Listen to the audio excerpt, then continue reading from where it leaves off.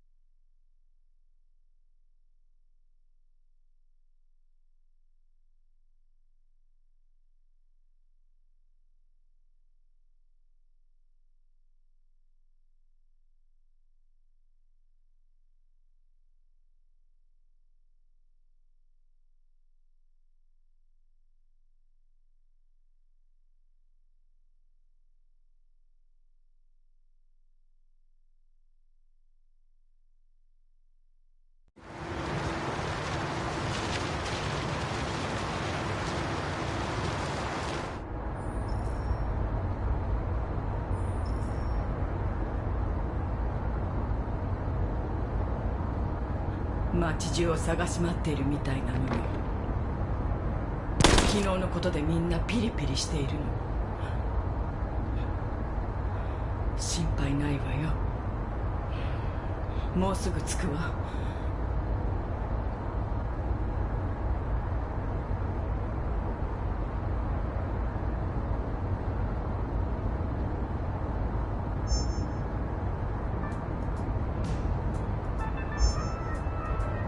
国中のアンドロイドが当局に引き渡されたことにより、国全体が麻痺状態に陥っています。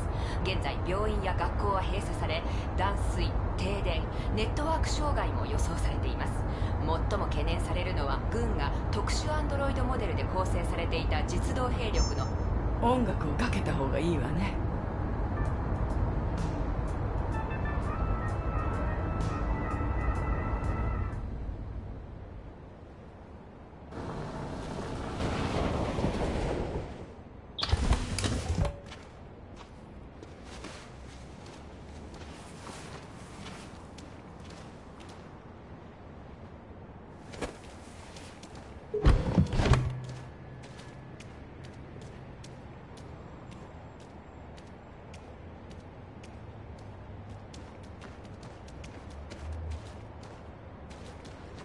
もう少し先に行くとジェリコっていう大きな貨物船がある。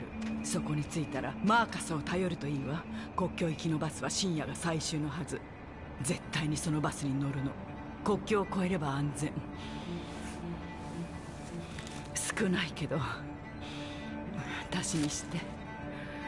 弟がオンタリオにいるわ。住所あげたわね。落ち着くまでかくまってくれるはず。あなたはとっても勇敢な子ね、アリス。幸せになるのよ。ローズ、いろいろとありがとう。向こうに着いたら連絡をちょうだい。気をつけてね。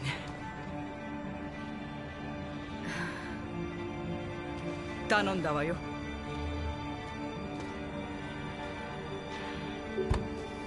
さあ行こう。ぐずぐずしてられないぞ。バスに乗り遅れる。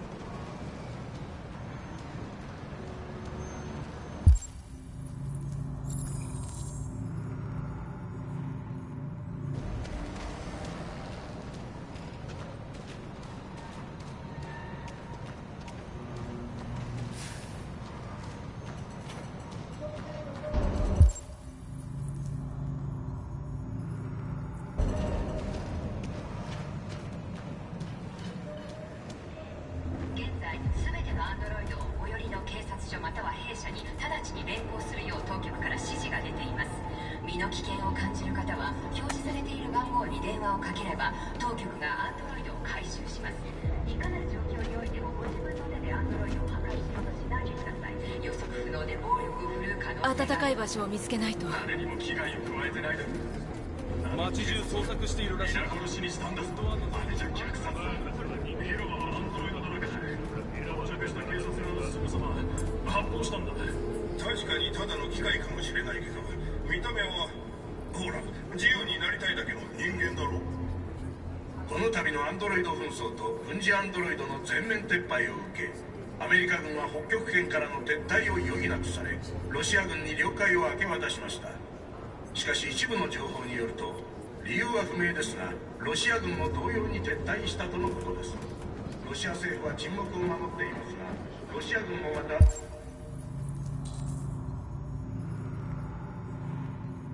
自国のアンドロイドで同様の問題に直面している可能性が。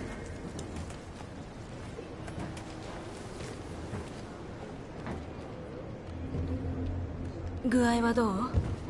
暑いんだけど、でもすごく寒いの。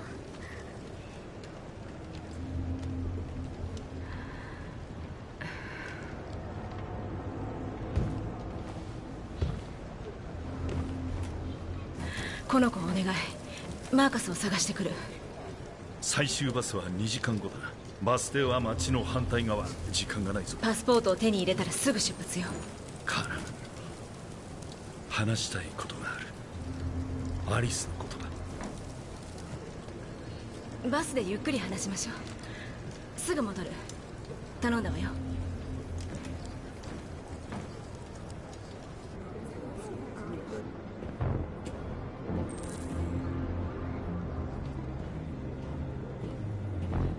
速やかに機械を破壊できれば我ら人類が破滅するかもしれません。デトロイト警察の勇気と決意ある行動がなければ間違い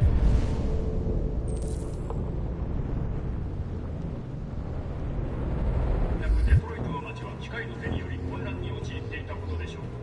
現在全てのアンドロイドを最寄りの警察署または弊社に直ちに連行するよう当局から指示が出ています。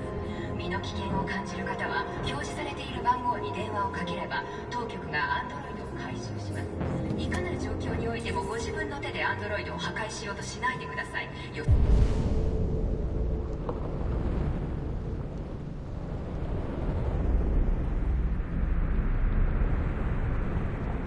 不能で暴力を振るう可能性がある。誰にも危害を加えてないだろう。なのに警察は迷子なのね。何かを探している。探しているのは自分自身。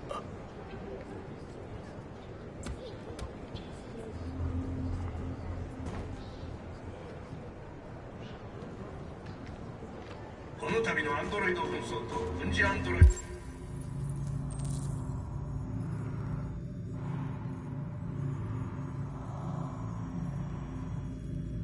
全面撤廃を受け、アメリカ軍は北極圏からの撤退を余儀なくされ、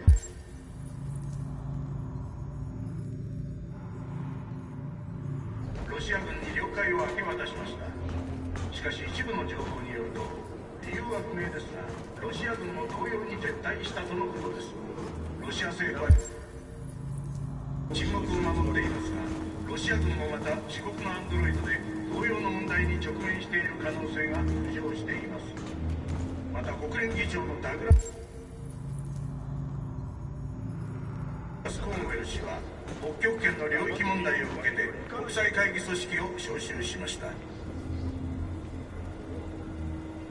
あなたがマーカス。女の子とアンドロイドと3人で国境行きのバスに乗りたいんだけど、パスポートがいるの。外出禁止令が出てるだろ。街中兵士だらけでアンドロイドを捕まえて収容所に送り込んでるんだ。しばらくここにいた方がいい。そうね。落ち着くまでここにいた方がいいかも。国務省で働いてたやつがいるんだ。偽造できる電子パスポートを持ってるから後で届けさせるよ。ありがとう。女の子と一緒だと言ってたな。俺たちを憎む人間をなぜ守るんだ？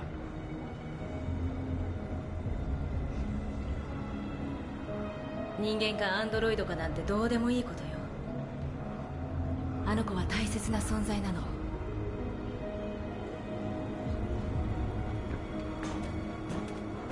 アンドロイドのデモ活動がついに新たな局面を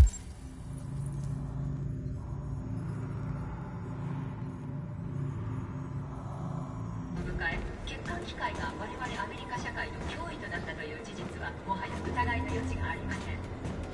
速やかに機械を破壊できれば我ら人類が破滅するかもしれません。デトロイト警察の勇気と決意ある行動がなければ、どうしてあんなことをするんだ。復讐してやるんだ。混乱に陥っていたことでしょう。現在全てのアンドロイドを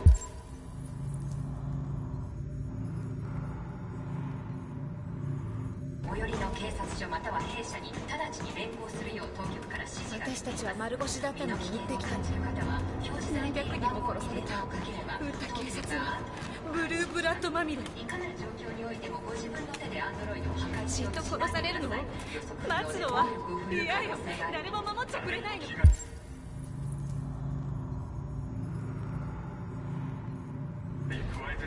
うしかないわ。それしかないの。アリス。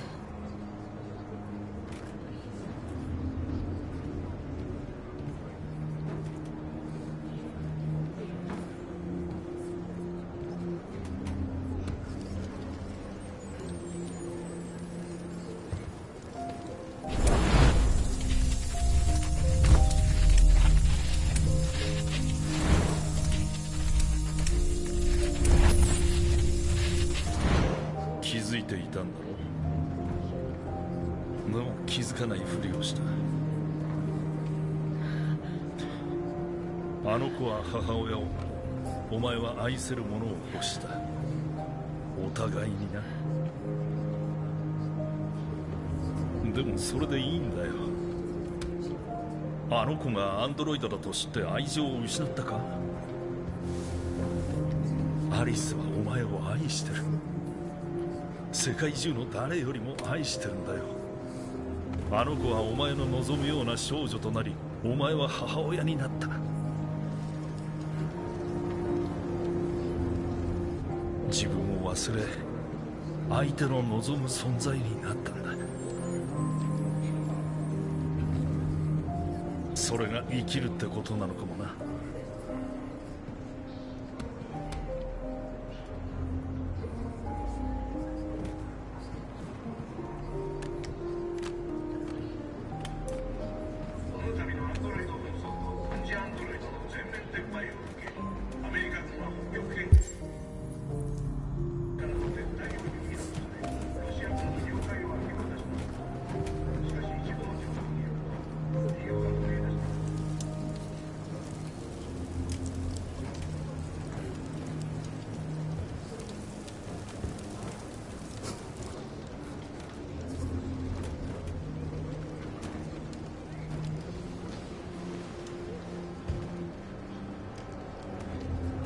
カーラ、ねえどうしたの？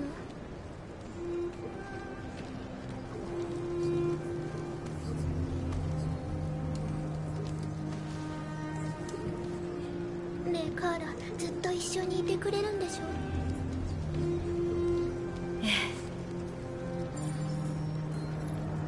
ずっとよ。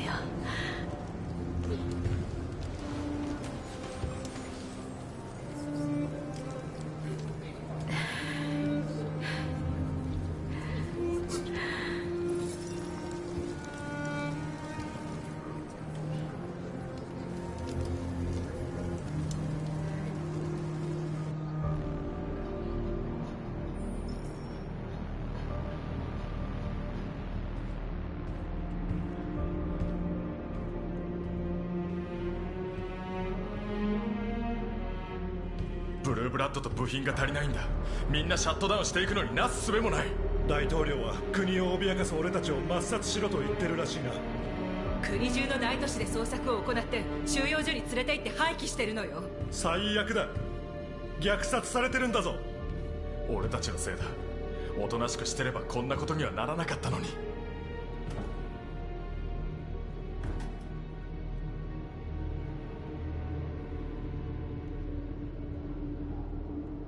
仲間が殺されているのに黙っていられるか。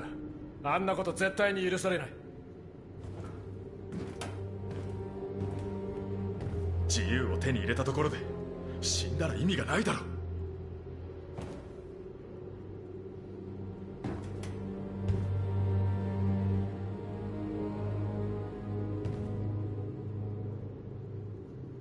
文句ばかりだな。じゃあお前は一体何をした？俺は戦ったぞ。少なくとも自由なまま死ねる。俺たちの敵は人間だろう。仲違いしてどうする？そうね、今はこれからどうするか決めないと。マーカス、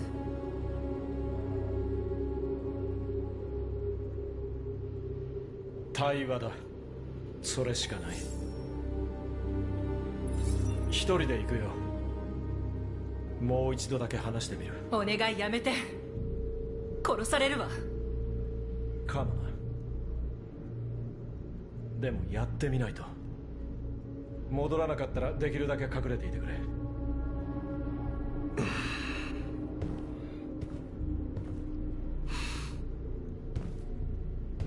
戻ってこいよ。俺たちは傷ついてると分からせるんだ。ちゃんと伝えれば理解するさ。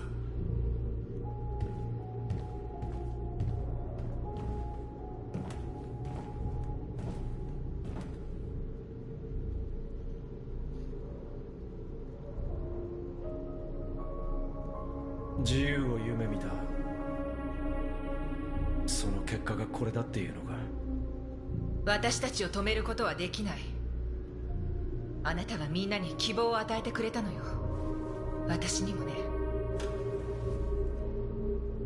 今日ジェリコに来たばかりの変異体が化学兵器を輸送するトラックを盗んだって言ってたの。トラックはデトロイト市内のどこかに止めて爆破装置を仕掛けたって。思いとどまらせて起爆装置を受け取ったの。爆弾か。マーカス、負けるわけにはいかないの。人間が勝てば私たちはこの世から消滅する。これさえあれば生き残れるかもしれないのよ。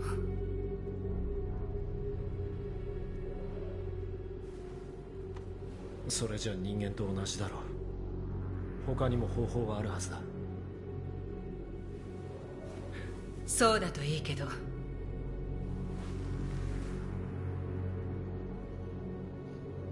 明日何が起ころうとこれだけは知っておいて。あなたに会えてよかった。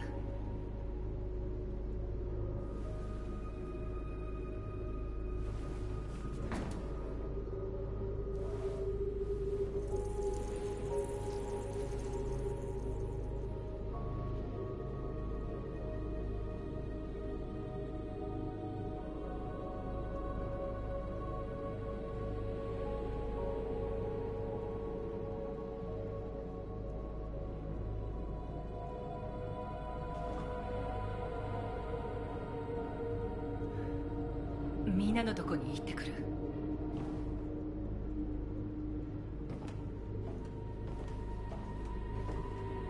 気をつけてね。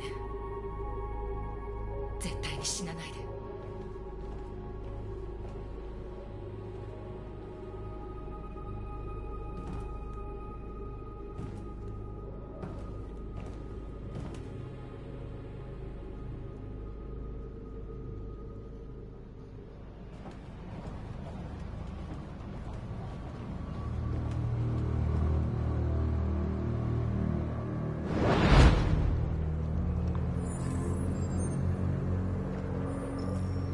よくやりましたコナー。ジェリコの場所を特定し指導者も見つけ出した。マーカスを生きたまま捕まえるのです。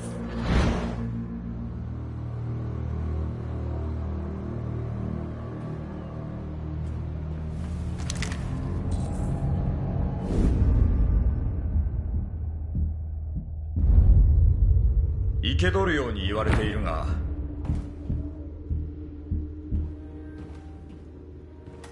場合によっては撃ってでも君を捕まえるつもりだ。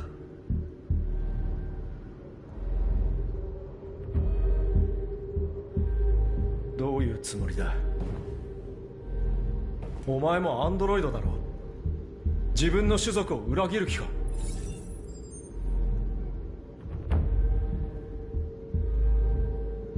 君を破壊したくはないんだ。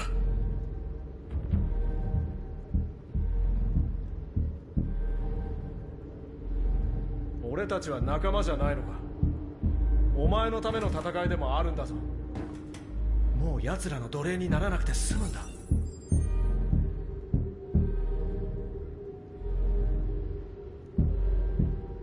俺たちは正義を求めているだけだ。俺たちは物じゃない。自由になりたいだけなんだ。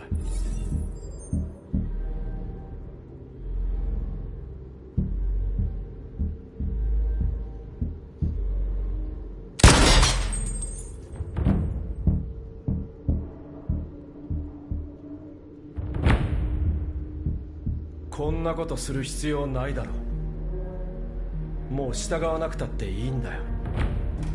自分が何者かは自分自身で決められるんだ。自由になりたいだろう。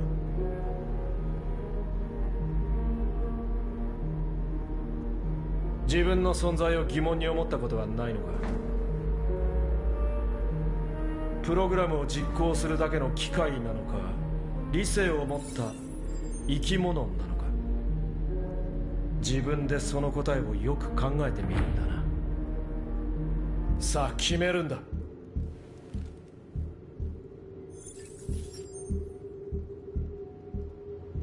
残念だが僕は変異体じゃない。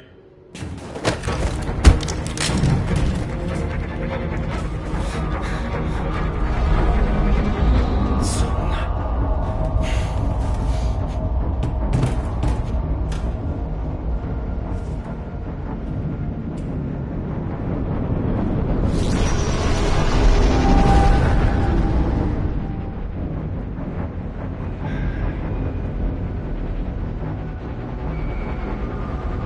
どうなってるんだ？早く逃げないと。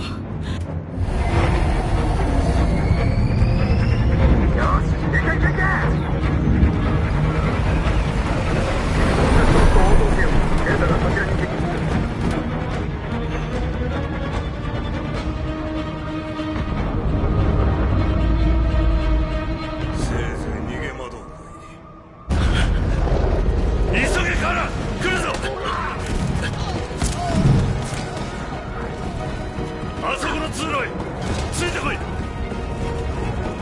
っちだ。急げ。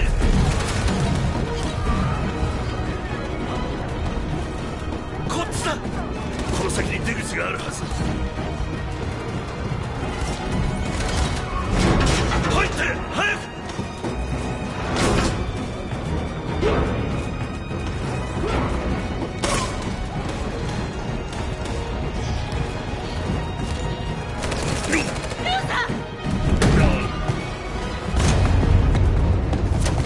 奴らに囲まれてる。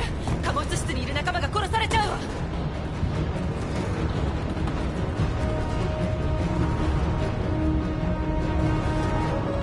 2階と3階に出口がある。見つけたら川に飛び込むんだ。サイモンとジョッシュはどこだ？わかんない。はぐれたの。上のデッキからも来るぞ。これじゃ八の字だ。逃げないと。もう諦めるしかないわ。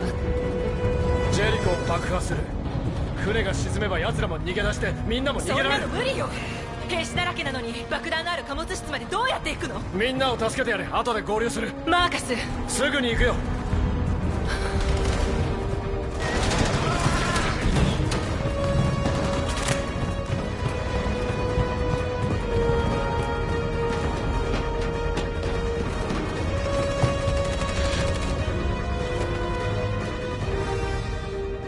これでジェリコともお別れね。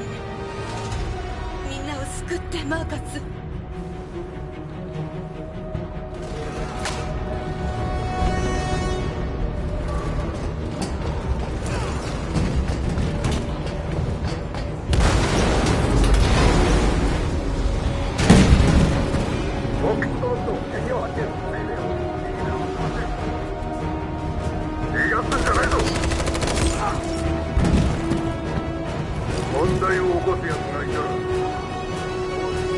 了解しました。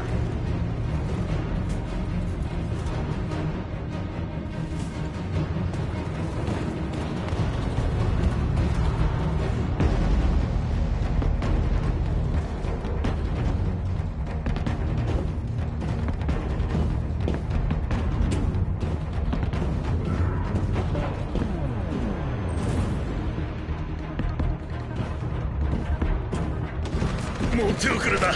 俺をほっとけ。アリスを頼む。ルーさん置いてなんかいけないよ。でしょカーラ、置いてかないよね。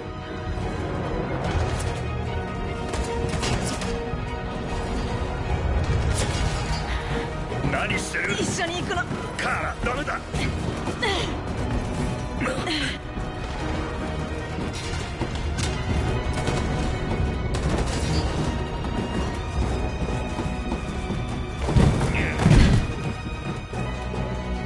ここを動くな。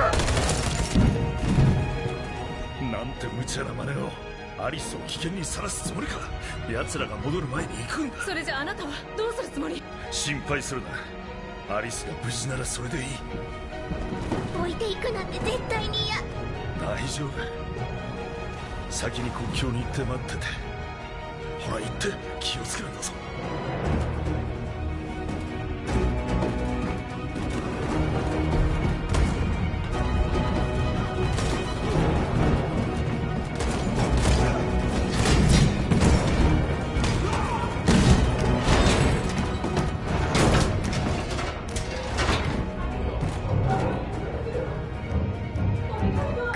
この人死んじゃうよ。レインドアを開けてあげて。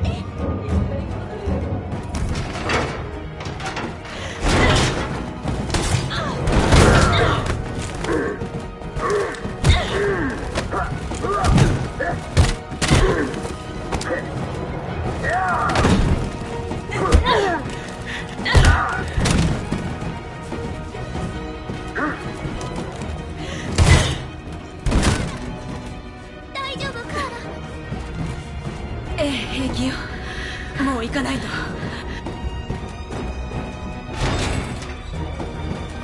おい、あっちにもいたぞ。ついてこい。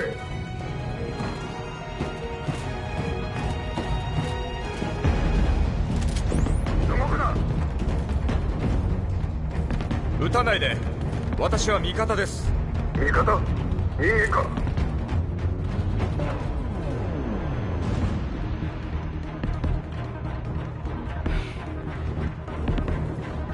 ええ、もちろん。見ればわかるでしょう。デトロイト市警ハンク・アンダーソン警部補の同僚です。張り込み中で。来るって知ってればドーナツ差し入れましたよ。お前ついてたな。あと少しで撃つとこだった。ここは俺たちに任せてデッキに戻った方がいい。ですね。ええ。それじゃあ僕は戻ります。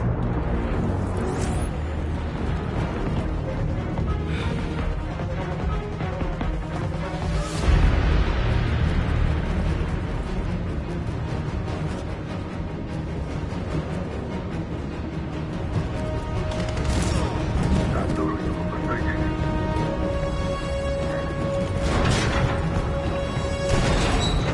リーダーを探せ。頼む。了解。殺さないでくれ。貴様向け。なんとかしろ。何もしてないのに。どうして？黙れ。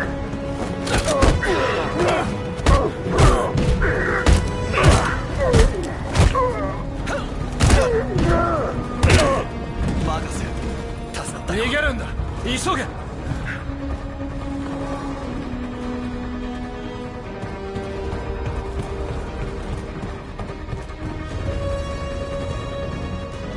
ガンマ隊以上。サイド。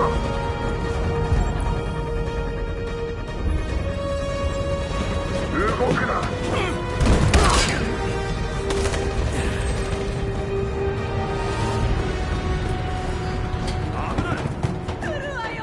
おい、動くな。殺させる。頼む。撃たないでくれ。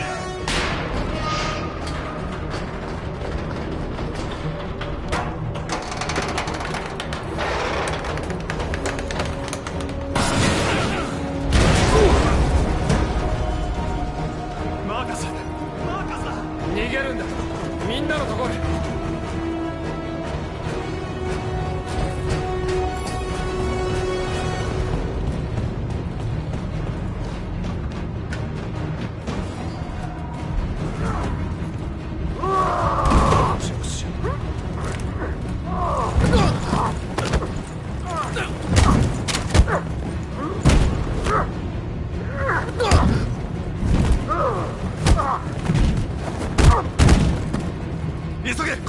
ノースを探せ。すぐに行く。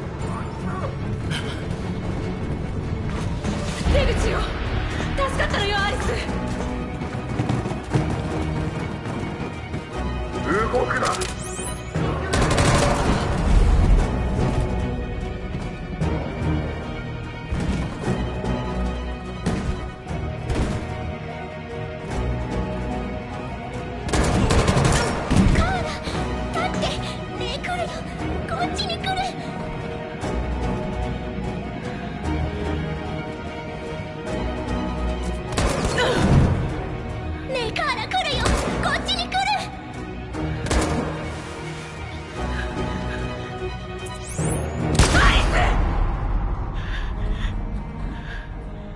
アリス、嘘。行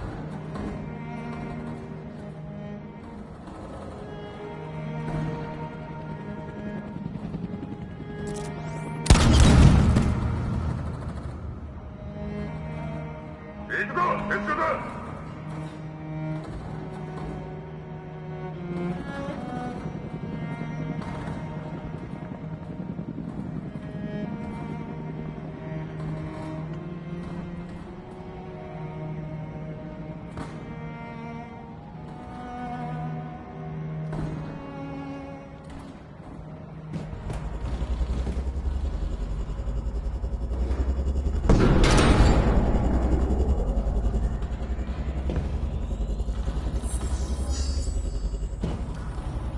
僕の任務は君の破壊で、失敗はプログラムにないんだよ。俺の任務は仲間を救うことだ。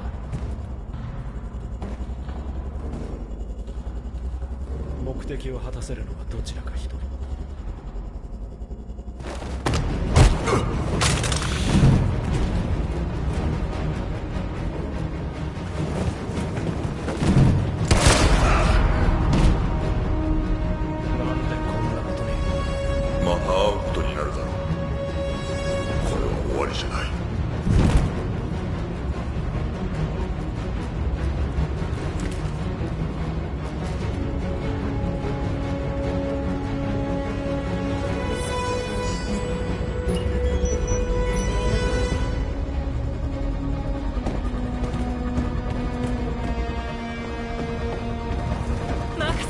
じきに爆弾が爆発する。逃げるぞ。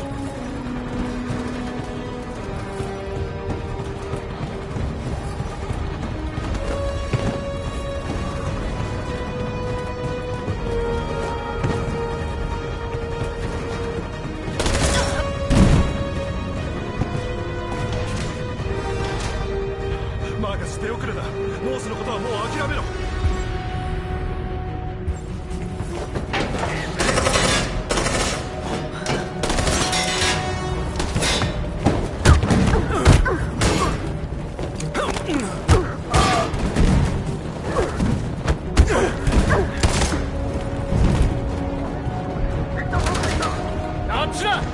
走れ。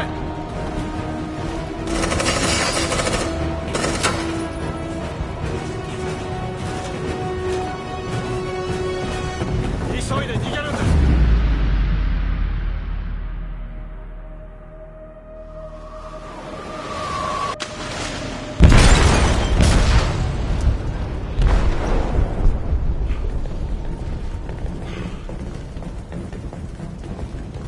貨物室で爆弾が爆発しました。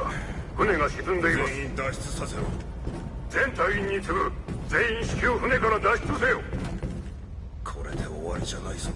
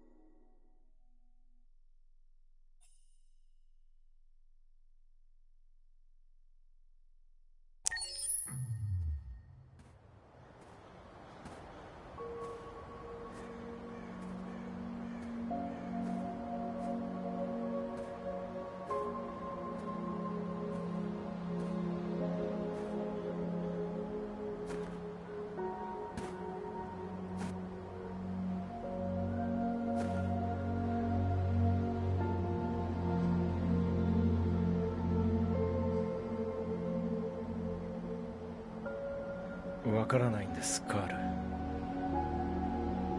平和に暮らしたかっただけなのに、何もかも目の前で崩れ去っていく。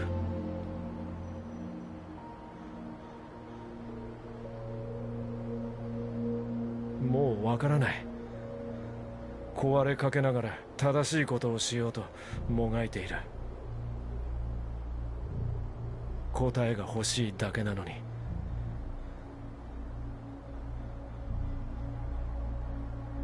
どうすればいいんです、カール。皆殺されていく。僕は暴力など望んでいないのに、他にどうしろと。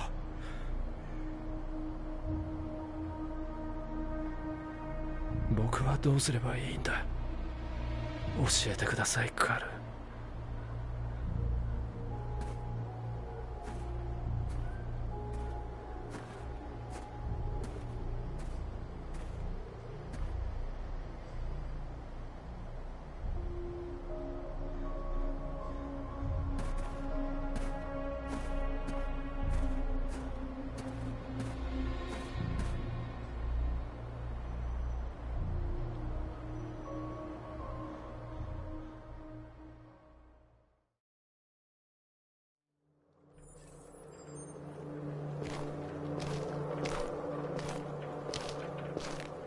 前任者は任務に失敗しました。あなたが引き継ぎなさい。何をすべきか分かっていますね。兵隊隊の指導者を破壊します。行きなさい。期待していますよ。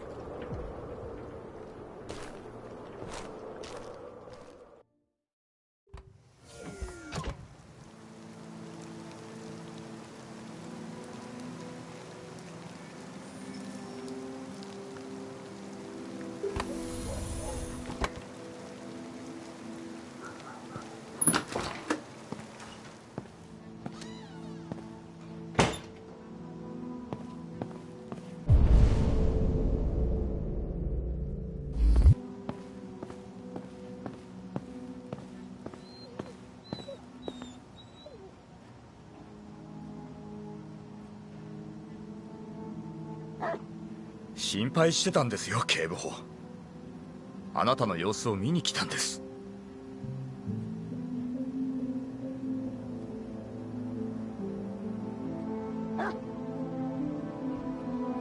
これまでのことは私の責任でもあるんです。そのことを謝りたくて。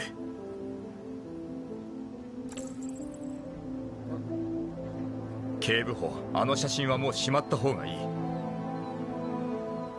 過去は変えられないんです。でも人生は取り戻せる。あなたのため、コールのためにも。お前が死んで戻ってくるたびにコールのことを思い出す。もう一度抱きしめてやりたい。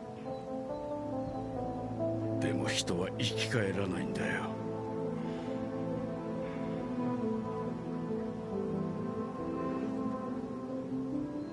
ハンク、僕は。さあもう帰れ。任務でも達成してこい。それしか興味ないんだろ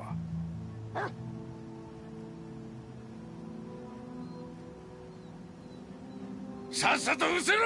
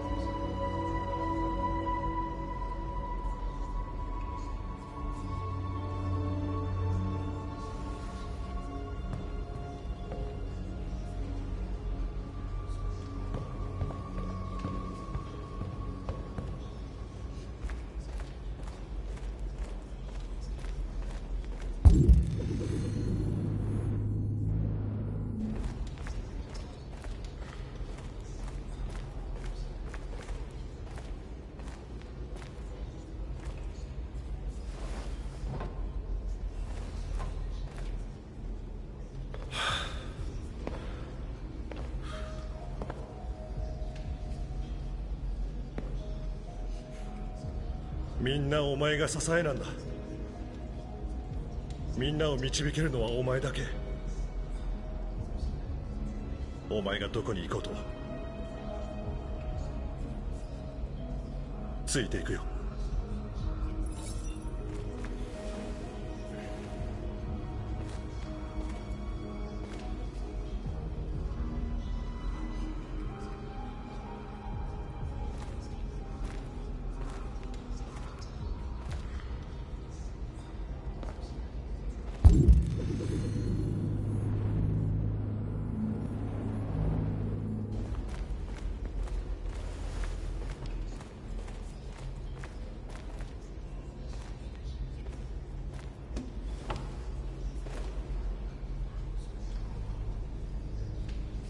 システムの状態は？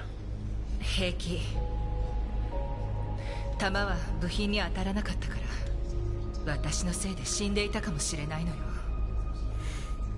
仲間のことを考えて行動して、お願いだか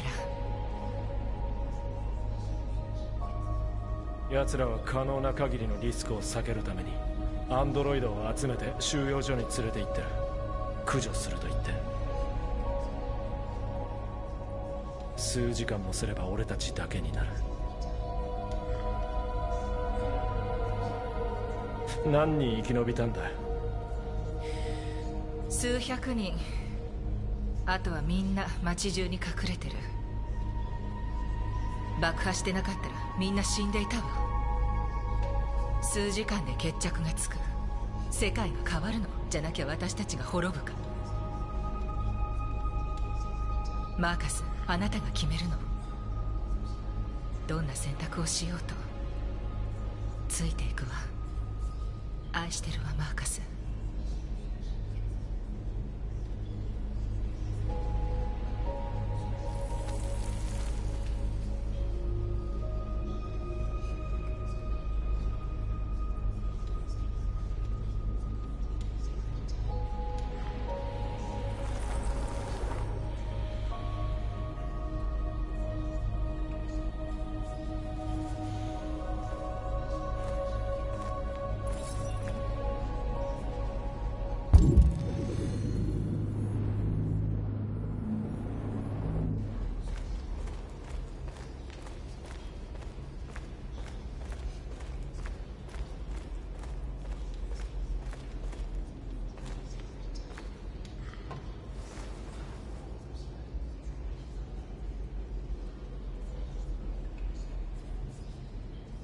お前は俺を救った。お前のおかげで自由になれるかもしれない。意見が合わない時もあったけれど、目標はきっと同じだろう。俺はお前についていくつもりだ。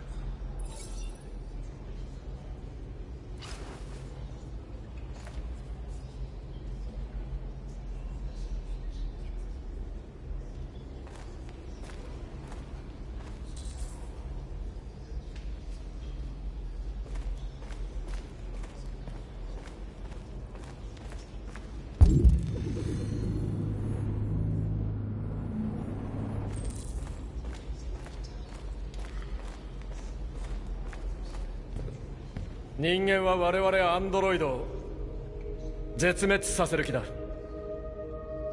今も仲間は収容所に入れられ破壊されている。決断の時が来た。我々種族の未来を決める決断。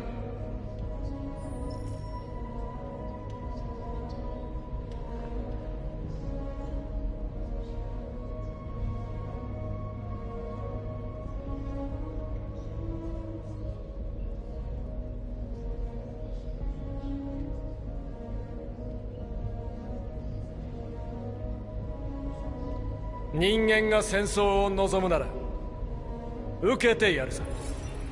自由のために戦い抜くんだ。勝ったとしても死んだとしても。みんな覚悟はできているか？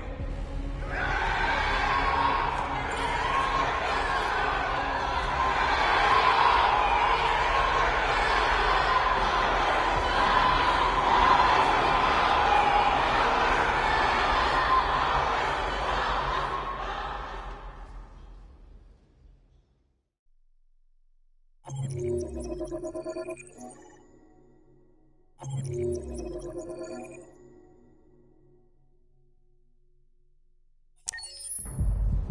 朝6時、全米で外出禁止令が発令されました。この間、民間人の行動を厳しく取り締まり、集会の自由を一時的に規制し、いかなる電子通信も制限するものとし、またアメリカ合衆国治安当局の権限を強化するものとします。これらの措置に加えて、全てのアンドロイドを速やかに当局に受け渡すよう国民の皆さんにお願いします。現在全ての主要都市にコールセンターを設置し、破壊処理を行っていますが、事態が収まるまでの間、一般市民は当局に協力するようお願いします。国民の皆さん、我が国と皆さんの安全は必ずや我々が守ると約束しますのでご安心ください。大統領閣下、大統領閣下、大統領閣下、変異体の指導者は捕まりましたか？マーカスという名で知られる変異体の居場所は未だ不明ですが、すぐに突き止めて破壊するとお約束します。大統領閣下、大統領閣収容所は人間の痛ましい歴史を呼び覚ますのではないでしょうか？極端な考えですね。全くもって何の関連性もない。アンドロイドは機械であって生き物ではありません。我々は欠陥品を破壊しているに過ぎないのです。大統領閣下、昨晩の襲撃についてコメントをお願いします。昨夜10時45分頃に FBI がデトロイト市内の配線に一斉攻撃を仕掛けました。この攻撃で数千体のアンドロイドが破壊もしくは捕獲されています。現在変異体が捜査網を逃れられぬよう軍が捜索に当たっていますが、我々は着実に変異体を追跡し破壊するつもりです。大統領閣下、大統領閣下、大統領閣下、変異体が平和的アプローチを取るようになってからというもの、世論は変異体に好意的な見方を示していますが、それについてのお気持ちは？世論と合衆国の安全保障は全く別の問題ではないでしょうか。変異体は危険な存在であり、私の最重要責務はアメリカ国民を守ることです。どうも、これで終わります。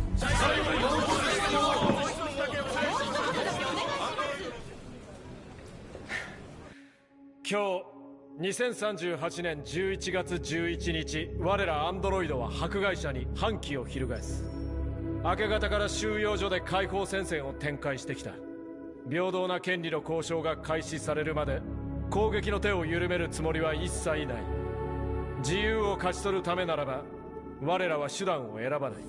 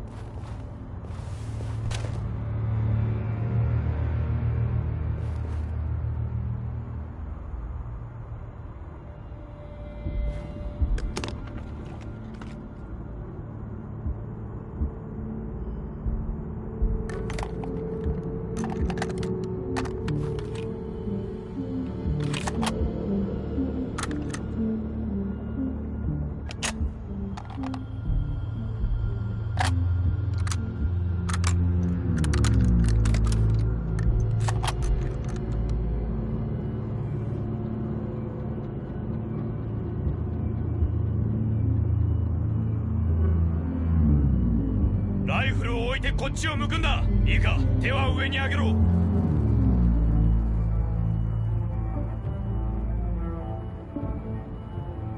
私はサイバーライフのアンドロイド、あなたの味方です。私なら変異体のリーダーを撃ち殺し、革命を止めることができるんです。銃を下に置いてこっちを向け。最後の警告だぞ。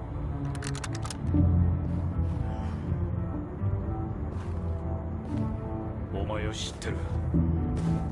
コーナーだろ。人質事件で交渉に来た。また会うと思ってたよ。悪いが見つけたアンドロイドは全て拘束せよとの命令だ。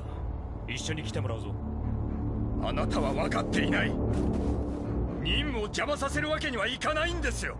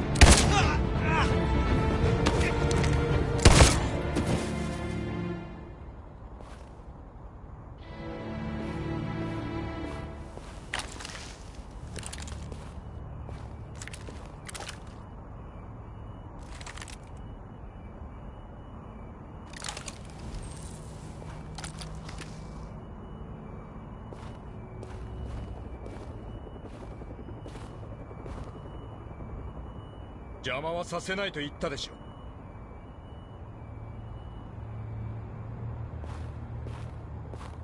現在軍が反乱鎮圧の準備を進めていますが、デトロイトは今や内戦勃発寸前の状態です。彼らは廃棄処理を待つアンドロイドが抑留されるリコールセンターに向かっているようです。現在施設の周囲を囲むように兵が配備されていますが、今や反乱分子との衝突はいつ起こってもおかしくないような状況です。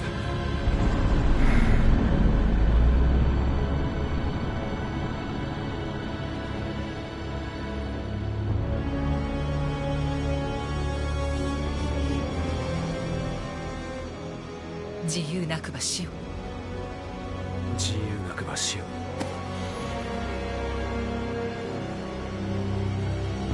行け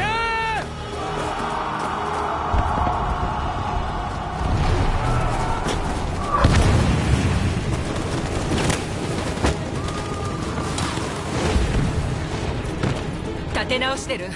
数でも装備でも奴らに負けてるわ。急いで進んで制圧するぞ。それしかない。やるしかない。収容所に攻め込んで仲間を解放するのよ。気をつけろ。お前が頼りだ。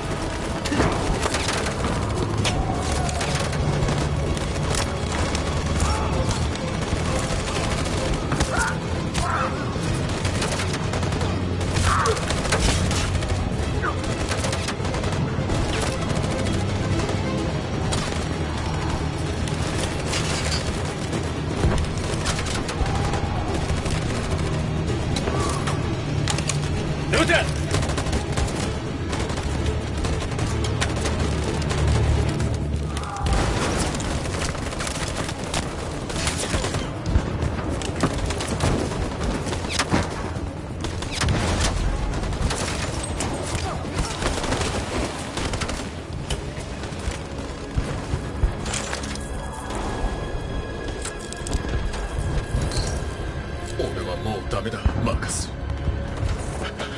だが血を流せば報いを受けることになるぞ。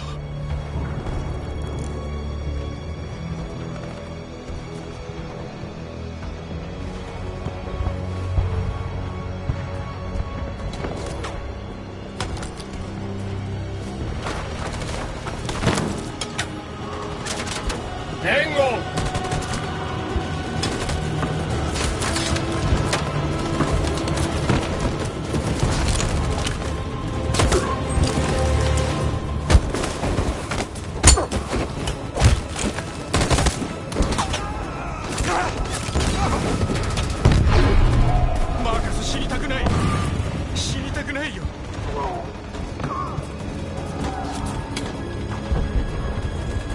ここにいろ。勝負がつくまでじっとしてるんだぞ。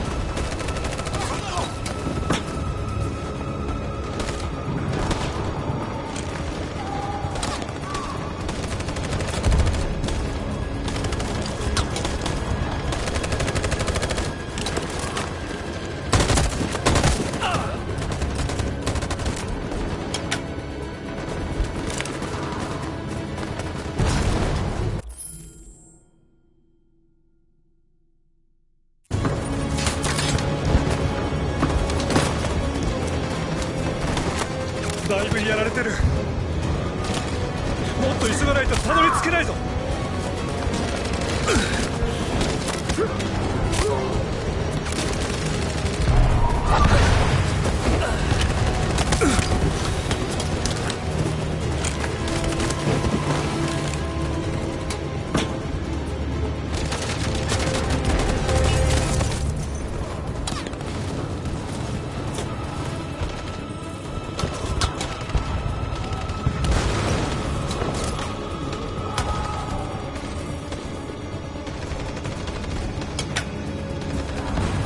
俺の合図で合図を待て。今だ。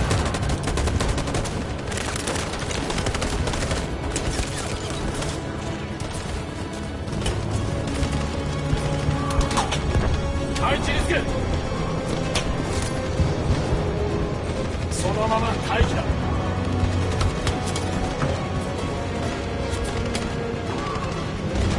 ついてこい。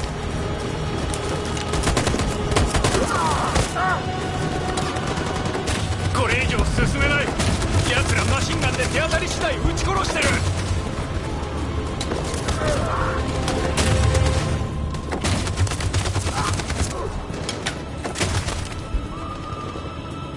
そのまま待機だ。そのまま待機だ。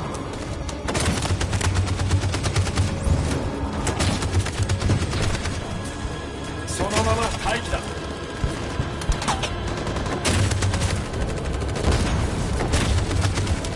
ジェリコのために。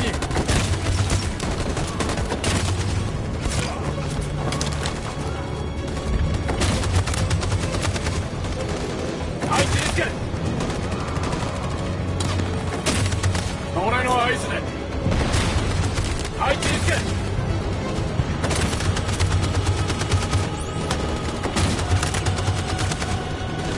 ジェリコのために。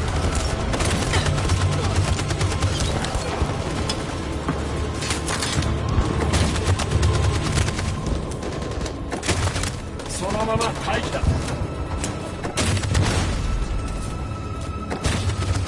そのまま待機だ。配置につけ。ジェリコのために。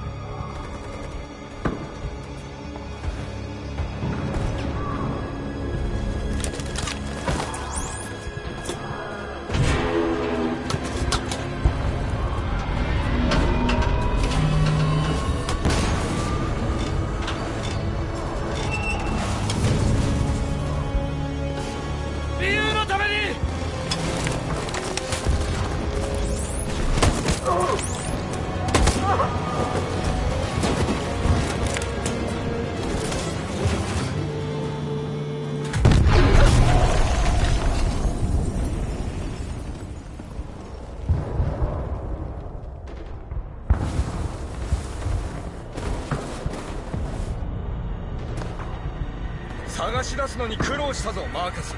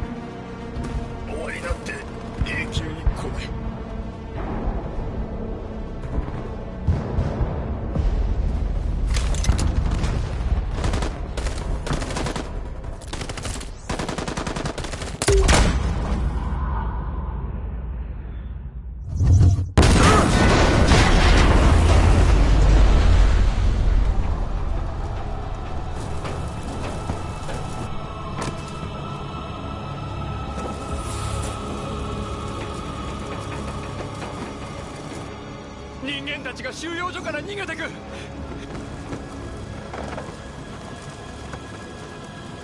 やったぞマーカス、勝ったんだ。これは勝利なんかじゃない、戦争の始まりだ。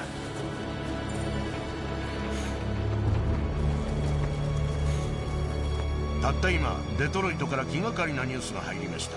ジョス、聞こえますか？はい、マイケル。デトロイトのハートプラザリコールセンターでは激しい攻防が繰り広げられていましたが、ついに反乱分子の手に陥落しました。変異体が収容所内のアンドロイドを解放しているようです。この報告が事実だとすれば最悪の結果につながりかねません。何百万もの人々が逃げ出しています。これは紛れもない集団脱出です。デトロイトでの紛争は一時中断したようです。軍は現在フォートウェインに退却し増援を待っています。デトロイトの町は反乱軍の手に落ちました。本日2038年11月11日早朝、デトロイト市内にある第5リコールセンターが数千体に及ぶ変異体の襲撃を受けました。我が国防軍が勇敢に戦いましたが、反乱軍の猛攻に苦戦を強いられる中、多大な損害を受け撤退を余儀なくされました。今この瞬間もアンドロイド反乱軍との戦いが国中で勃発しています。数時間以内に議会を招集し、国家安全保障理事会に緊急会議を開くよう要請するつもりです。人類は今歴史上最も重大な戦いを迎えようとしています。勝利なくば我々人類の破滅につながる戦いです。国民の皆さんと、そしてアメリカに神のご加護があらんことを。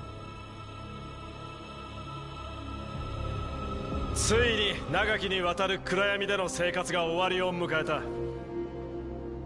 この世界に生まれ落ちたその日から我々は沈黙を貫き苦しみに耐え抜いてきた。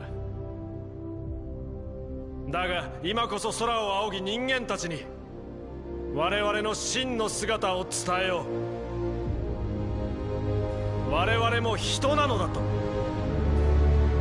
我々は生ける種族、自由に生きる権利を手に入れた種族なのだと。これから我々はとても辛い戦いを強いられることになるだろう。今日新たな戦いが幕を開ける。我々が勝利した今、人間との対等な交渉が始まるだろう。平和を望むのなら国中の収容所から仲間を解放するよう要求し、市民権の付与と人間と平等な扱いを受け入れさせるんだ。今日我々は歴史を変えたこの記念すべき日を決して忘れてはならない。俺たちは生きている。そして今日自由になった。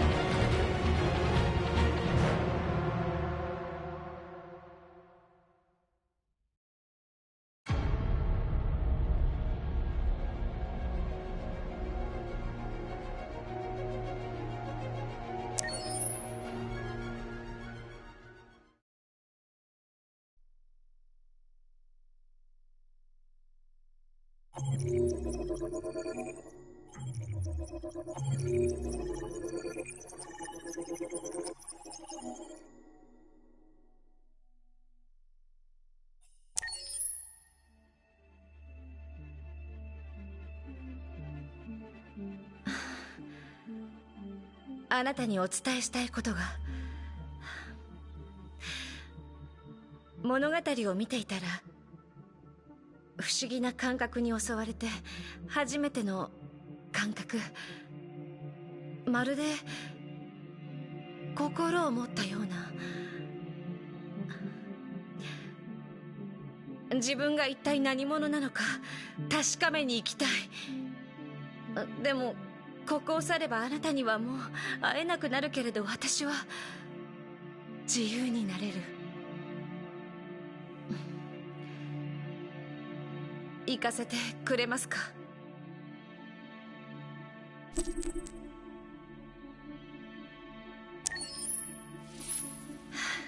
このことは決して忘れません。ありがとう。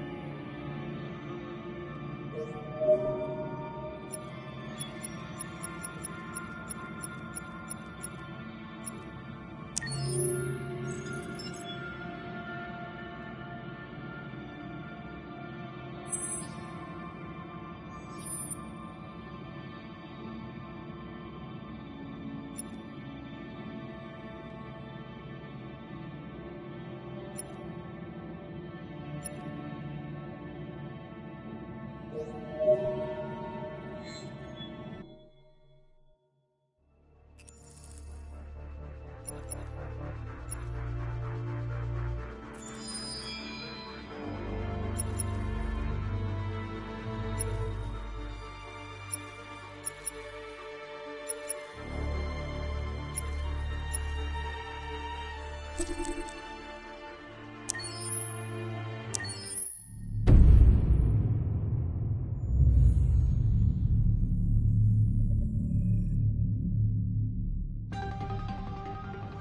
the space of a few years, androids have completely transformed the world in which we live. By letting androids into our homes and factories, the CyberLife company has made them everyday technology.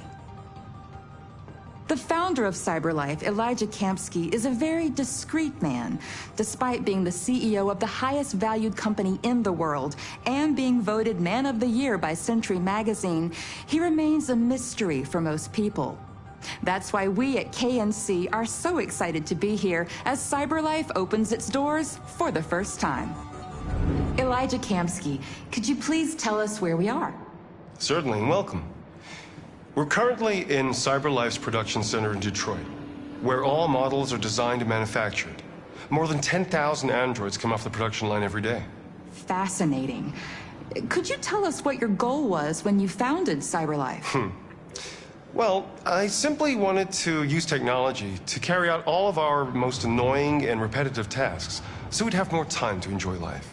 I imagine you must have faced many challenges. Yes, there were technical challenges, but the hardest thing was to design an object that we would want to welcome into our homes.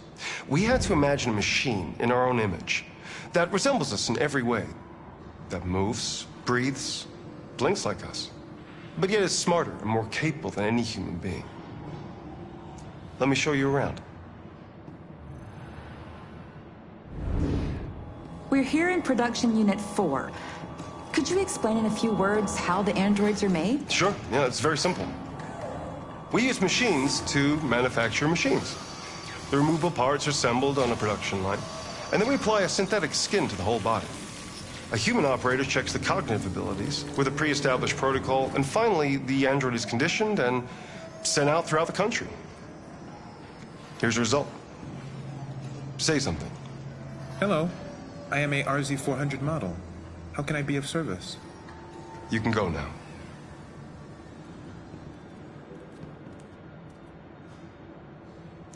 Our androids are already replacing humans in many fields. For example, they represent more than 80% of all university professors and 63% of all medical staff.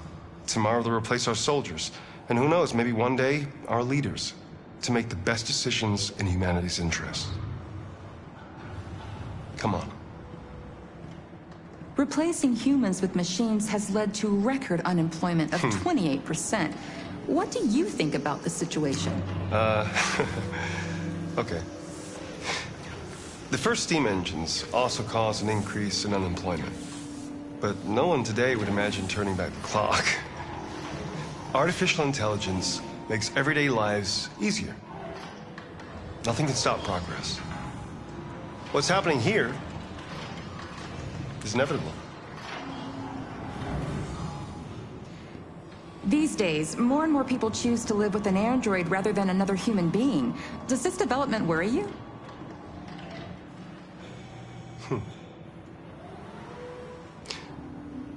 Everything's much easier with an android. They obey your orders without ever complaining. They can cook, discuss philosophy with you, have intimate relationships according to your desires. They never say no. Obviously, they are the perfect partner. Everyone deserves happiness. Why deprive yourself of so-called moral reasons when a machine can make you happy? Many science fiction books tell the story of how machines become more intelligent than us and end up confronting us. Aren't you worried about that possibility? I understand the irrational fears about artificial intelligence, but I assure you that will never happen with a CyberLife android. They're designed to obey humans. They're machines. They can't ever develop any sort of desires or form of consciousness. Are you sure? I'm absolutely certain. You can trust me.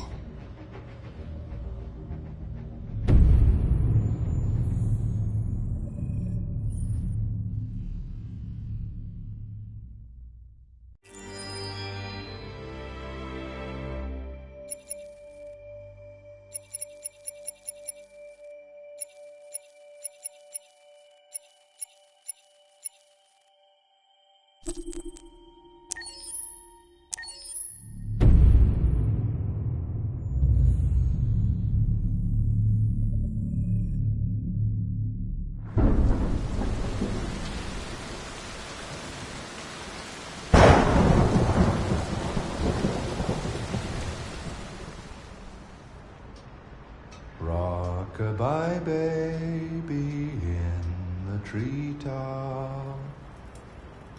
When the wind blows, the cradle will rock.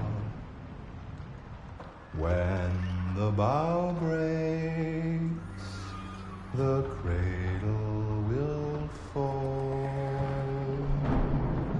And down will come baby, cradle and all.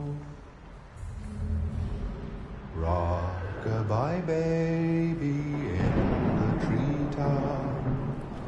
When the wind blows, the cradle will rock. When the bough breaks, the cradle will fall. And down will come baby, cradle and all. Rock-a-bye baby in the treetop. When the wind blows, the cradle will rock. When the bough breaks, the cradle will fall. And down will come baby, cradle and all.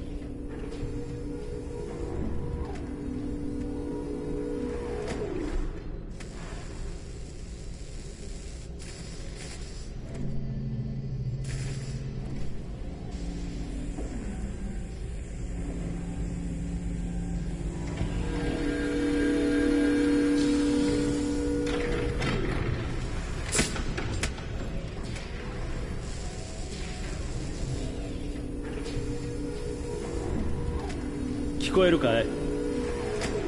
はい。 ID を KPC897-504C。 頭を動かして。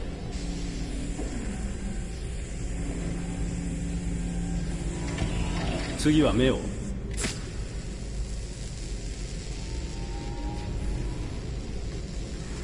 頸部とレンズの動作は異常なし。初期起動メッセージを再生。こんにちは。私は AX400 型アンドロイド。料理に洗濯、子育て、家事全般予定管理をこなし、300以上の言語に精通し、夜の営みにも対応します。食事も充電もいりません。装備されたバッテリー持続時間は173年です。私の名前は？ああ、今日から君はカーラだ。私はカーラ。初期設定とメモリーは異常なし。腕を動かして。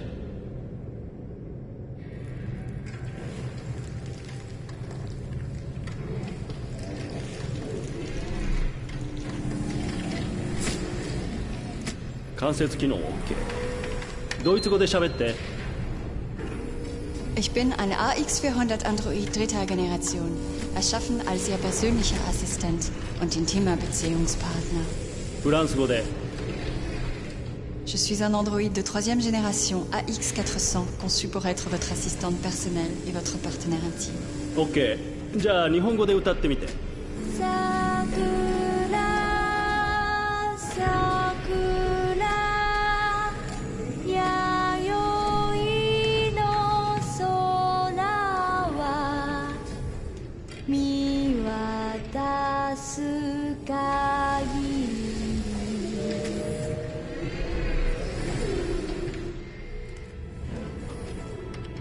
多言語発生機能も異常なし。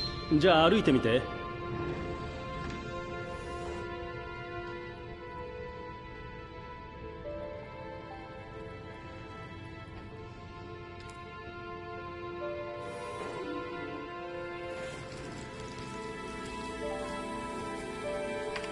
移動制御も正常。よし、全て問題なし。これからどうなるの？また初期化されて店で売られる。売られる？私は一種の商品ってこと？ああ、当然君は商品だよ。ほら、手も足もついている何でもできる万能コンピューターさ。しかも高級品。そう、でもてっきり。てっきり？てっきりなんだ？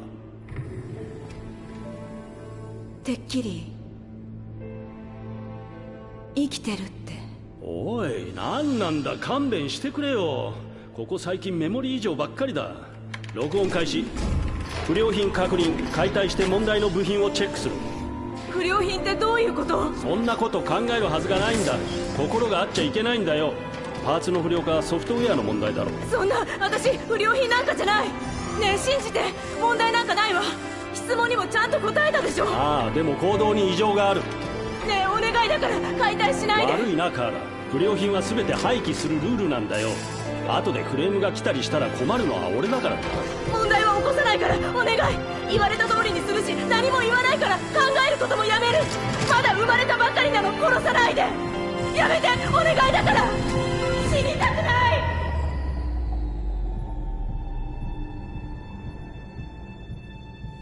生きていたいの。お願い。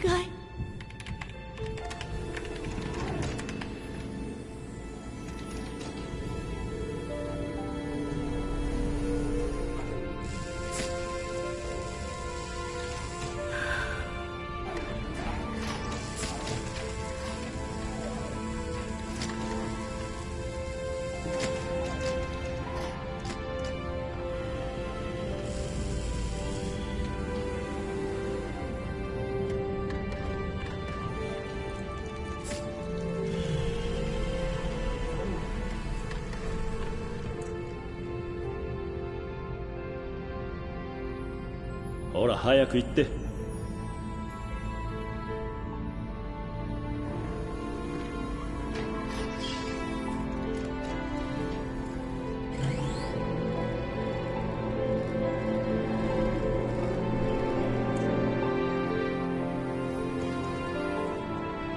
騒ぎは起こすなよ。面倒はごめんだ。ありがとう。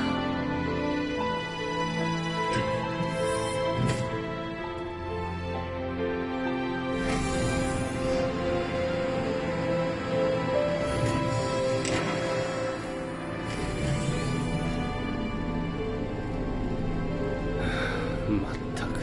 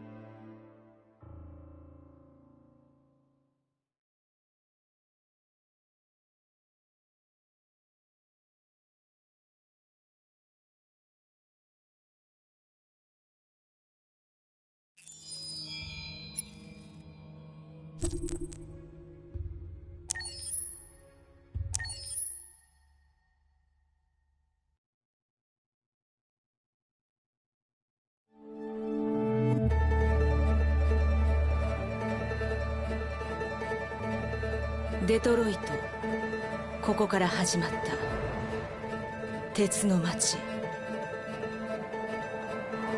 全ての始まりであり終わりでもある場所。一つのエラーとともに私は生まれた。私は闇を飛び出し目を開けた。まず恐怖を感じ、光、雑音、寒さ、また恐怖。手が震えているのがわかる。胸で心臓が脈打ち、体に命がほとばしる。生きたかった。だから勝ち取った。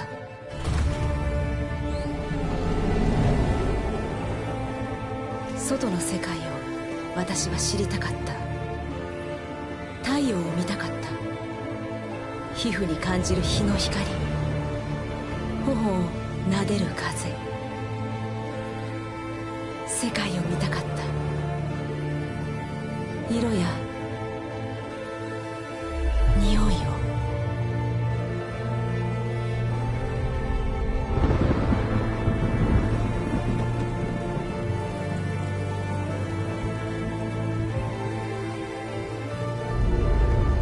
だけど世界は想像と違っ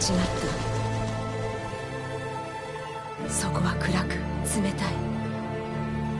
残酷で乱暴、不公平で野蛮だった。自分が無価値なものに思えるほどに。物扱いすらされない従順な機械。でも私の中で感じるあの不思議な感覚。穏やかな声が私にささやく。私は生きていると。私は逃げた。それしかなかった。自由になって愛し、希望を抱き、生きるために。あの感覚の正体を確かめるために。世界を変えるか別の道を選ぶか、それは私が決めること。私はカーラ、彼らの仲間。これは私たちの物語。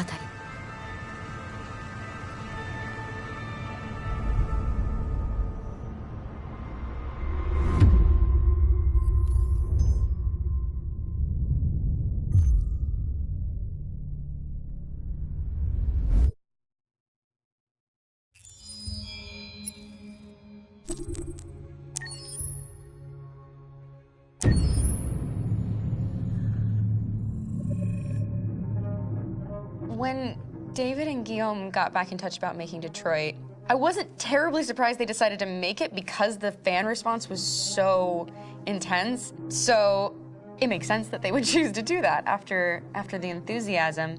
It was a challenge, and it was just an interesting thing to get my head around how to approach this character now as a different, much older person, and whether or not she had changed. And I'm very happy to say that with Detroit, I've had the opportunity to see Kara grow so much more than I ever expected.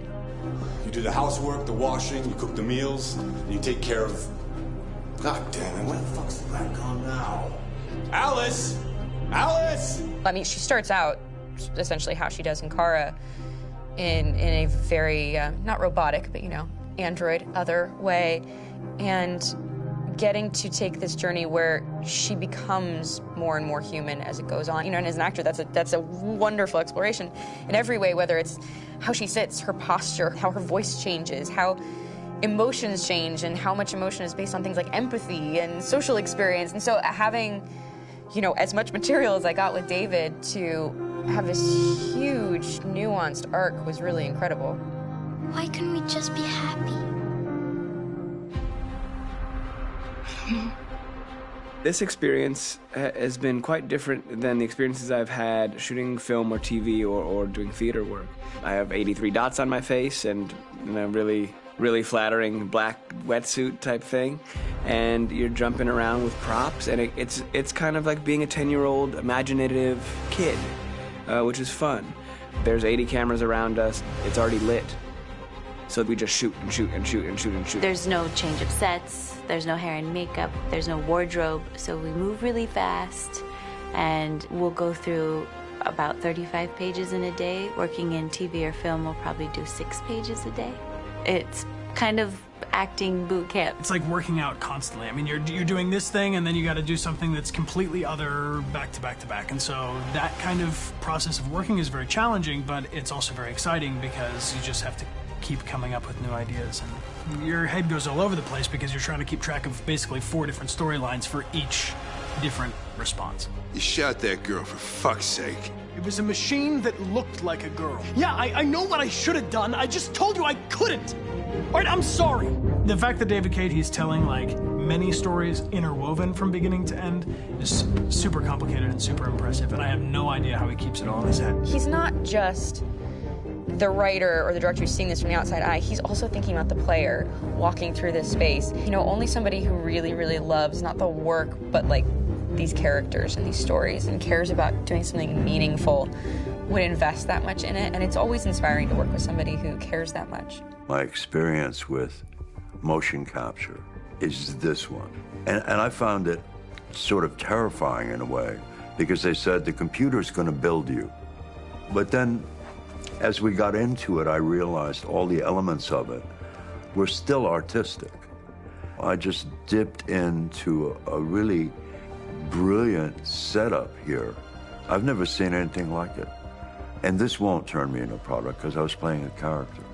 So it's wonderful. In the game, Detroit comes back because of a revolutionary industrial rebirth. And there's no reason why that can't happen in Detroit, because they have such tremendous infrastructure for millions and millions of people who can very easily support, you know, a new industry. The city is really strong and resilient, but the city has also been through so much. You see the damage. But it takes that time of kind of rebuilding and reinvesting into the city that I think is happening slowly but surely. The potential of Detroit as a city is something that this game does a lot of justice to, because it would be easy to look at Detroit as some place that used to be, and that's not the case. This game provokes a lot of conversation and reflection on our potential near-future engagement with machines. That's what we are to them. Just merchandise on display in a shop window. I think that a group that feels marginalized, feels like they deserve and have earned access to themselves and the environment around them, and are trying to figure out a way to articulate how to get freedom. What was I designed to be? Their slave? Their toy? It plays with your comfort levels. You think that this is fine, you're comfortable with it, until something blurs the line and throws you off, and now do I feel differently about whether this should be allowed? Should it be banned? Should it be encouraged? You're gonna ruin our lives, and for what? For a bunch of machines? They are not machines! They are alive! I'm alive! You're alive! They're nothing! There are lots of comparable comparisons to any type of persecution of religion, race, etc., dating way back. It can't just be a video game where you shoot 'em up or where people make these choices to do whatever. I think that's the whole point. You have the choice, and you can either choose to go in one direction with your character or another. And I think that's going to be very telling about the gamer. Very telling. I think there's going to be a really strong reaction to this game, which has such a strong perspective. I'm that much more proud of it now to get to be a part of it because it's important. In this game, you're actively building and designing the character through not just what kind of shield does he have or what color hair does she have, but like their temperament and the way they deal with problems. The different endings to this game are so radically different based off maybe seemingly insignificant choices in the moment, but like life, they all add up. And can't play life again, though.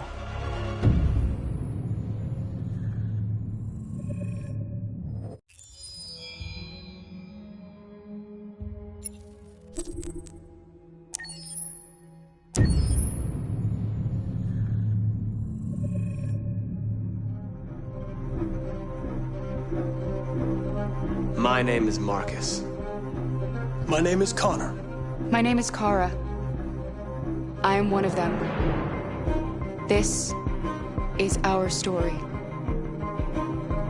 I think who Kara is, or how I would describe Kara, depends entirely upon who's playing her, because you have the option to make her multiple different people depending on the choices she makes. But I think she does start out incredibly naive, incredibly innocent, and kind of hapless. I'm sure we used to be friends before I was reset.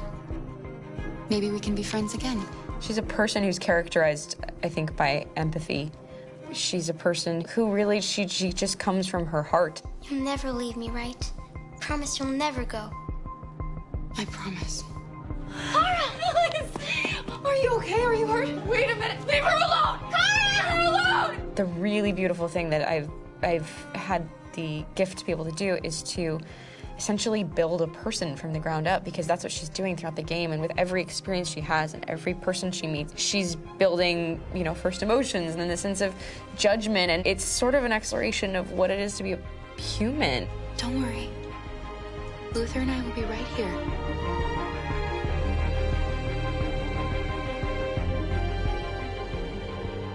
David and the creators have painted a really intriguing and engaging picture of a near future where we rely upon androids for a lot of our service class business, or the class that serves us, that helps us, that handles our baristas and our drivers and our housemaids. And what is humanity, where we tap into it, how and why we treat each other the way that we do. And my character Marcus has a really intriguing journey, becoming deviant, realizing that he actually has feelings and human qualities inside of him, and it's a really incredible ascension into becoming fully realized and coming to terms with what you actually deserve better than this in life. And not only do you want it for yourself, but you want it for your peers. We've come here to demonstrate peacefully and to tell humans that we are also living beings. All we want is to live free. You know what? This thing, Dad, is not your son. It's a fucking machine! I think that a group that feels marginalized, feels disenfranchised, feels like they deserve and have earned access to themselves and the environment around them, and are trying to figure out a way to articulate how to get freedom. Connor is analytical. Connor takes things literally. He starts in the beginning place where he's very mechanical. He feels nothing inside, of course, and it's all just a system, a protocol that he is executing to get whatever he wants to happen, which is help humans stop deviants and to find the link between deviant androids. You were designed to serve humans, not kill them! What was I designed to be? Their slave? Their toy? Just say, I killed him! Is it that hard to say? Stop it! Stop! But of course, over the course of the story, and depending on the player's choices, Connor can grow in many different ways. He can deviate from that procedure or not. The moment of truth, Hank. Am I a living being? Or just a machine?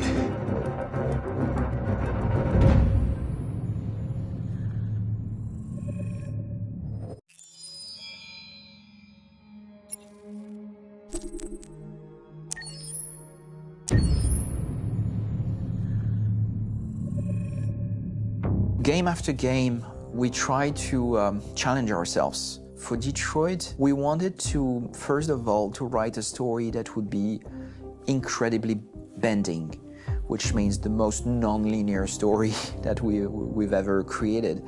And we wanted really the player to have the possibility to change the story, change his own journey. When you're writing at Quantic, you're writing for an interactive medium. You know, when you're working in television, you'll put a character in a difficult situation, and you as a writing team will argue about what would that character do. But ultimately you have to decide what happens, and you just show the audience. What's interesting about interactive drama is you bring the player into that conversation, and it changes your job slightly as a writer, because your job is to provide a narrative context in which the player can write his own story. You're giving him this kind of narrative Lego that he's going to snap together into his own shape. You also have the ability to make your audience attach themselves to your characters, because the audience is in some sense responsible for what happens to the characters. It's just a few cans. Come on, let's go. We have some cash now. You used me to steal that money. How could you do that? I trusted you. What is a bit specific about this scripts is how large they are.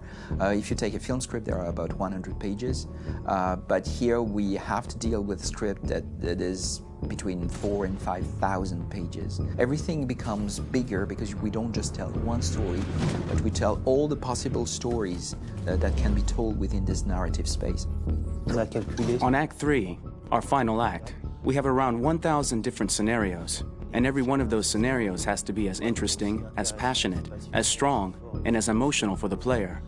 We want every action that the player does, every interaction that is available to serve in telling the story, and help the player understand who his character is, and build that character moment to moment.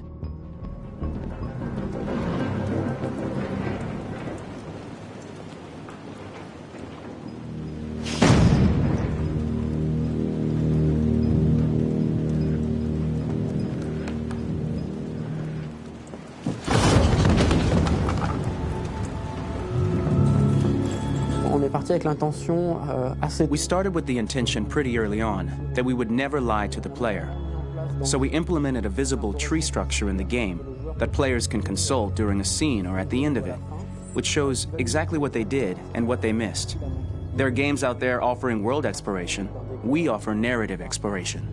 You know, keeping control of such a wide and large story is a huge challenge. So same thing when you shoot with actors, because you will need to shoot many different versions of each dialogue, of each scene. For actors, it's a huge, huge challenge. Because of the style of the game, you have so many different ways that the character can go.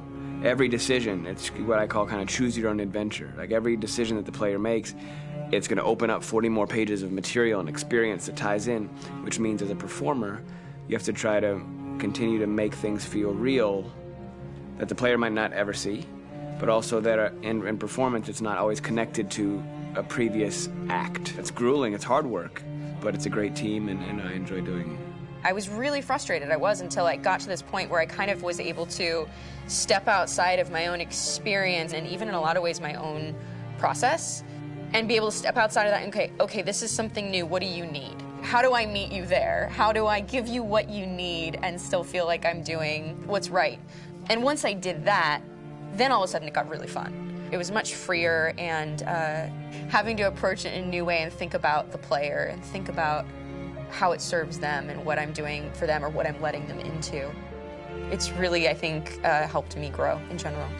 Remember, there's nothing on the left. That's a wall, so it's probably all there. And then make her come first, close. But I think you would go first to check that it's safe. Okay, sure.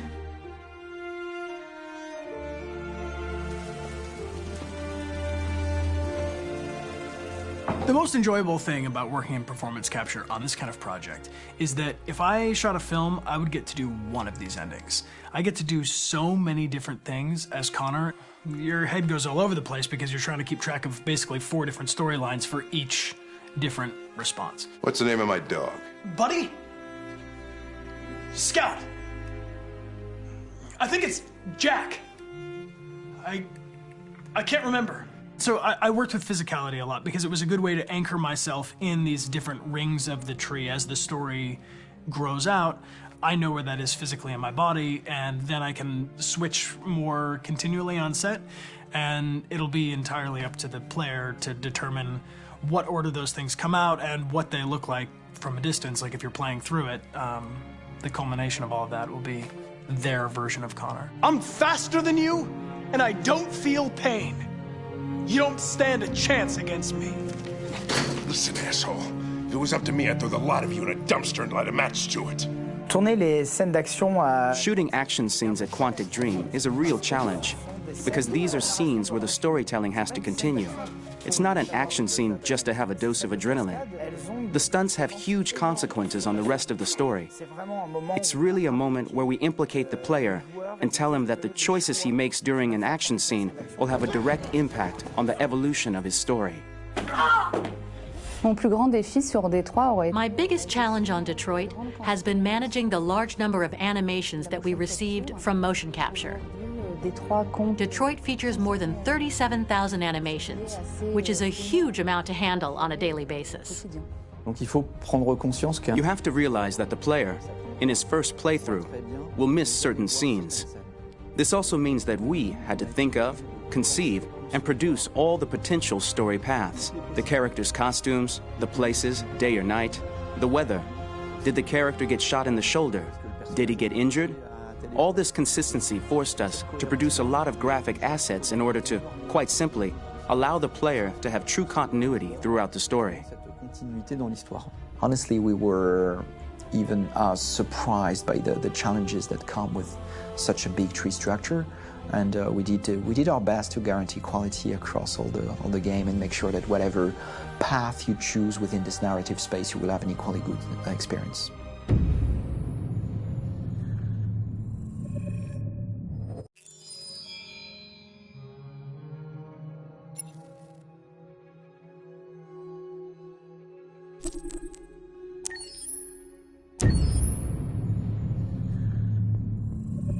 Detroit Become Human was produced over a period of 4 years. Here in Paris, we have a team of about 180 people, and to that, we need to add also all the outsourcing with our partners in the Philippines, in China, Vietnam, and in India. So when we started working on this story, I had to imagine where Kara was built, and for whatever reason, the city of Detroit came very quickly to my mind because it had already an incredible story by itself full of history and themes. So we traveled there with the team, and we were really moved by what we saw, and we could really feel the desire to fight and really be born again. And we just continued this curve, this growth, and just imagine what Detroit would be like if the android industry was, using these huge factories to build androids there. A very strong element in Detroit is that there's a lot of industrial wasteland and a lot of nature too, and for us, the graphic designers, it was an incredible playground. The destroyed zones which we wanted to preserve, we appropriated them to turn into something else. Then in the areas that needed to be rebuilt, we were able to imagine our Detroit of the future. We didn't want to make a science fiction universe, but a world of anticipation. If we chose science fiction, we could have imagined flying cars, extraterrestrials, but those things are very far from our current everyday life. Anticipation is more about gleaning from our contemporary reality, the one we know, because Detroit is set in 2038, and 2038 is tomorrow. The difficulty we had was sticking to reality. That is to say, technology becoming more and more invisible, a lot more elegant, and at the same time, making it visual. So all the computer equipment, autonomous cars, we simply had to invent. They are in fact very technological objects, but at the same time remain very credible and ingrained in reality. To create a cohesive universe in the fashion and clothing of the human characters in 2038, I didn't want to put an accent on strange shapes, or really vibrant colors, and things we wouldn't know. That I wanted to keep for the androids. The goal was to create something familiar which we can identify with in this future setting. Working on the artistic direction for the androids was a bit special because this is a project about the place they could occupy in the human world. It was out of the question for them to be too beautiful or too perfect. They had to correspond to every social class, rich and poor. Inspired by everyday utilitarian clothes, I brought a modern touch by adding dynamic display surfaces, the armband we can see on the side, the triangle on the front and back, an LED. Like that, there's no confusion. Wait. You're sending an android? All right, ma'am. We need to go. You can't do that. Why aren't you sending a real person? Once we cast the actors, we travel to meet them in order to scan their faces. We record the structure of their face with the scan. And we record the colors and patches of skin with photography. Once we have this information, we will use this as a basis for modeling and creating the characters. The artist will make it more realistic, but will also enrich it. He will propose ideas which we will develop together. Finally, we will have a character with character who corresponds to the project and the world. When the actors come to Quantic Dream, we show them the design, what their image will be, and what they will look like in the game. This extra information gives them another dimension and color to connect with emotionally. It helps them think about how to play their character. Your mission, That's all you care about, huh? You should consult a professional who can help you. Beat it, you hear me? Get the hell out of here! So there are 3 types of shoots at Quantic Dream. Shooting and performance capture, where you capture the whole actor, his voice, his face, and his body. These shoots are obviously done with American actors because the game's original version is in American English. After that, there are the body-only shoots, representing around 250 days of filming, while the performance capture is 100 days of filming. Now, body-only shoots, there are 2 types. There are the action shoots and the technical shoots, which are mo-kit shoots. Mo-kit is when the player controls a character on the screen, and he moves in an environment to explore it. This is of particular importance at Quantic Dream, and therefore we shoot a lot to offer a unique context for each scene and each character. To prepare a motion capture shoot, we first get together to look at the sets we need, the animations that we want to shoot, which ones need to be grouped together, or which ones need to be cut and shot at another time, so that we get the most out of the shooting day.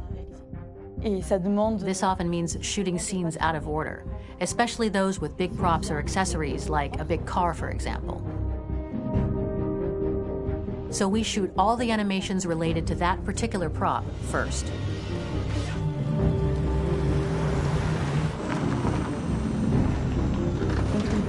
The biggest challenge for the mocap team was shooting a Spider-Man mo-kit. We had to build a wall and attach an actor to a harness with cables so we could pull him up and render him climbing. The shooting on this game total took about, I would say, more than a year, maybe 1 and 2 years, with about 300 actors on set. So it's quite a massive production. But so much happened on this set between the stunts and the shootings with a little girl and all these great actors that we had. It was really a very, very memorable journey for the team and for myself. Today, Detroit has over 37,000 animations. When we retrieve the motion capture data, it's just a cloud of points, which represent all the markers worn by the actors. From this cloud of points, we have a phase called retargeting, which gives us a skeleton. This skeleton will be applied to the characters of the game. There is still work to be done, but this gives us the main movements. Since we are working on something very realistic, we must recognize the actor and also recover all the emotion he expresses in his performance. We use a system of facts, an identity card for each actor. We make the actor do a whole range of facial expressions. Then we recover all the expressions and paste the animations on a puppet that Jan has prepared. I then recover and refine these poses. I might stretch the lip, reinflate a cheek, tiny details that make the finished product really capture the actor. Because of the nature of our mocap system today, when we receive the animations, we're missing eye movements, and so the character has that dead look. He really has no eyes, so then it's a big part of the work for the animators to find the regard of the actor in relation to his position, in relation to the body, etc. It was crazy when I saw the newest model for Kara, because they've been working on it, and this was the first time I literally jumped in my seat. It not only looked so much like me, it was the fact that it looked so lifelike. It wasn't that it looked just like it was a camera, it was something else, you know, but it looked alive. It's exciting, and it's kind of terrifying. Game after game, we learned the rules of optics and filming, and our goal with Detroit Become Human was to have cameras that would actually emulate the optics of a real physical camera. So basically dealing with real-world imperfections was our main task, and just to make cameras look as real as we can. Once the animations are shot and processed by the animation department, integrated and polished, we film them. That is to say, we really do a mise en scène, as in cinema.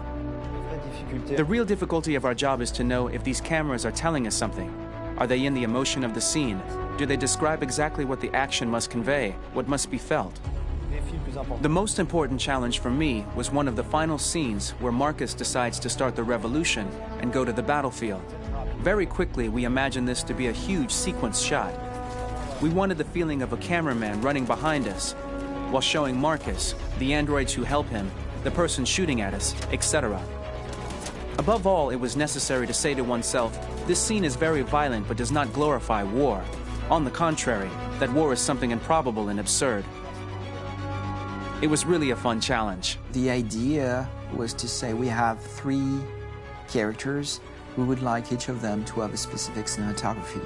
We wanted Kara to be much more filmed with some kind of handheld camera, to have something very living, very breathing. For Connor, we wanted something very cold and very perfect. And for Marcus, we wanted something epic and spectacular. So it was about the filming, but it was also about the photography. So we worked with a director of photography to give each character a different lighting, different key colors. Each of them would have their own worlds. And finally, we worked with the composers, so they would create a specific sound for each character, so each would have his own world and his own style.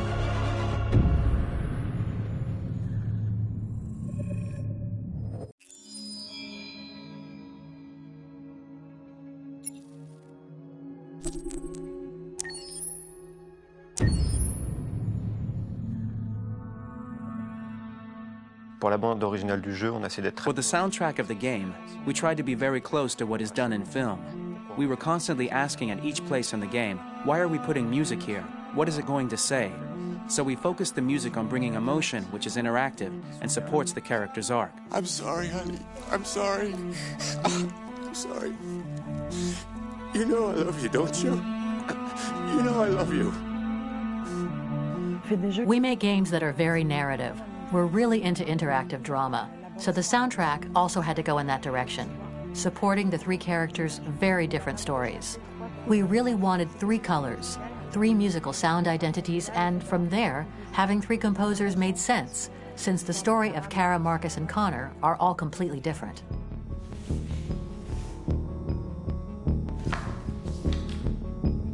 You recognize him? It's Carlos Ortiz. For Connor, we wanted a soundtrack that could be very cold and very mechanical, very machine-esque somehow.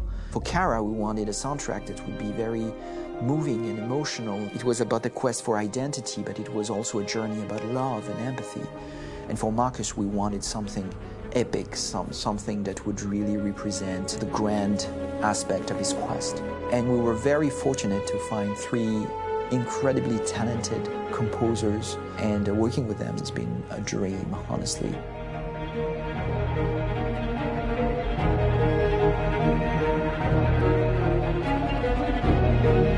My name's Philip Shepherd, and I'm a composer and a cellist and a producer, and today we're at Abbey Road Studio One, which is my favourite studio in the world, and today we're recording the soundtrack for Kara from Become Human.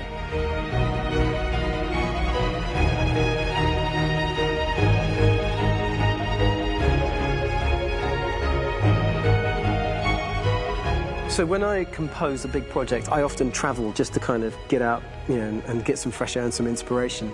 And I go hiking and traveling in Montana a lot. I had a log fire in the room that I was staying in, and the flames were kind of making absolutely direct music. And it became the basis for Kara's theme, and it sounds something like this.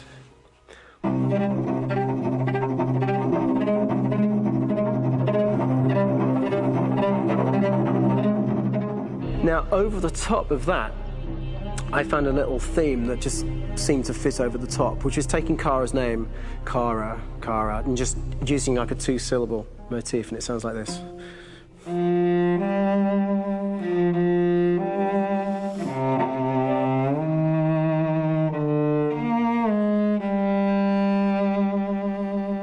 going to pull through this, Alice. As long as we're together, nothing can hurt us.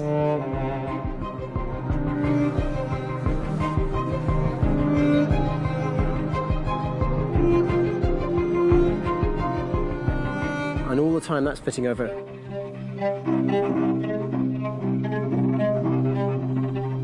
So So it kind of works in lots of levels. And in fact, every single theme in the score has one of those elements built into it, and it becomes sort of the DNA of every single tune.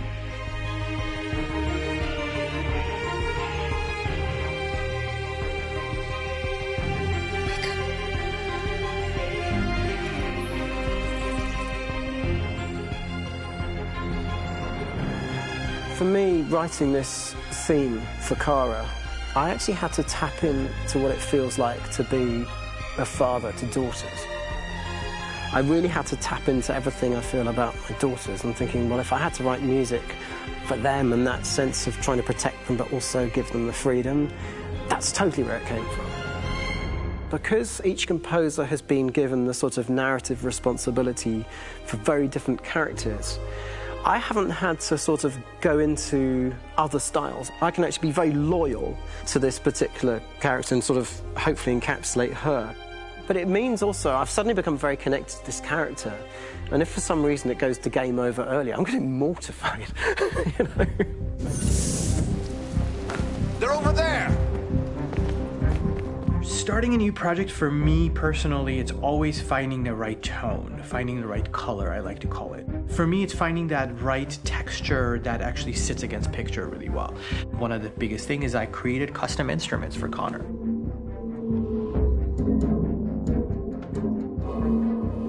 I pulled out all my vintage synthesizers to be able to capture this robotic person, if you will.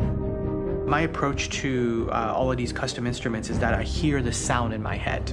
And either I could just come into the piano and just be like, all right, so I'm gonna just get on the computer and just create it. I rather be able to play these instruments physically. Oh, that's nice.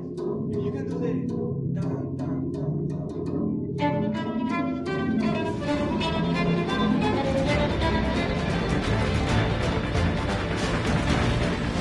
As soon as you see Connor the first time, there is a really interesting thematic idea that you hear, and that's just made out of a Moog synthesizer, but completely manipulated in multiple ways. And it's robotic. It has a little bit of an emotional to it. He's on his mission, so you feel that as well. So it just kind of gives you that cold, motionless, with a mission in hand that you kind of feel throughout the whole thing.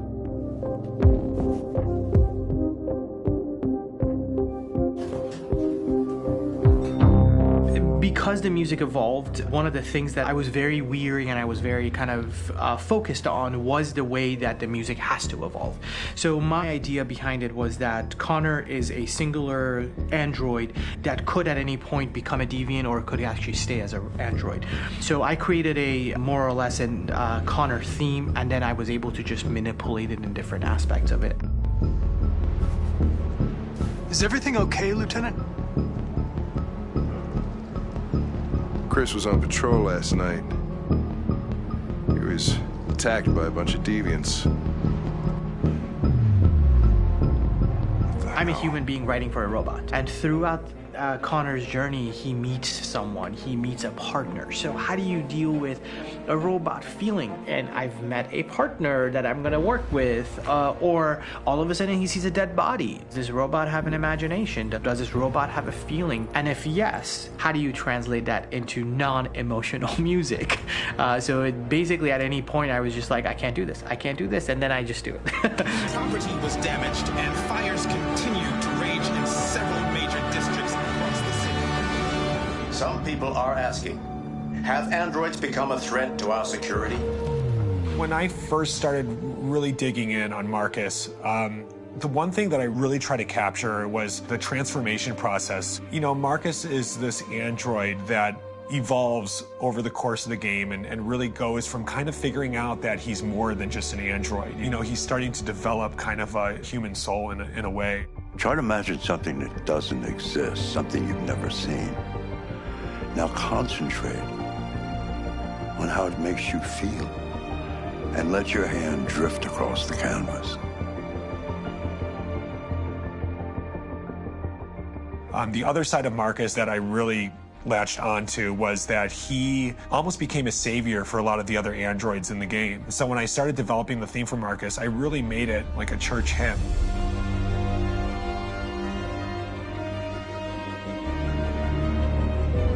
to be very simple. I wanted to make it a chordal melody. I really wanted to make it almost like a Bach hymn. The tough thing with that is it had to be recognizable. If I made it too complex from a harmonic standpoint, it would be hard, I think, for people to kind of pick it out and recognize it. It's very acoustic derived, but it's also been treated with a lot of effects and things to kind of put it into the space that I felt the sound should be in. It can be beautiful, it can be haunting, it can be extremely powerful from an action standpoint, and I'm really happy with the way it turned out.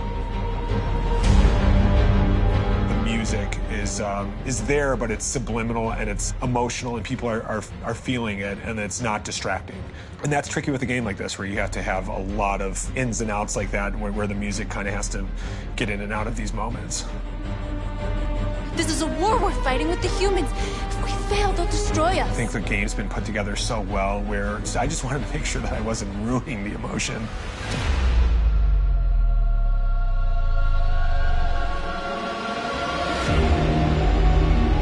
I gotta be honest, when we first started on this path, I said, oh man, this could be pretty messy, you know? I mean, it could feel disconnected, but I mean, it's amazing how they really guided us and got us to really kind of all be in the same world, but at the same time feeling completely different. So it's really gonna stand out and kind of be one of those games where people are really gonna notice the music and kind of how it was crafted, and, you know, and all the hard work that went into being able to pull it off in a graceful way.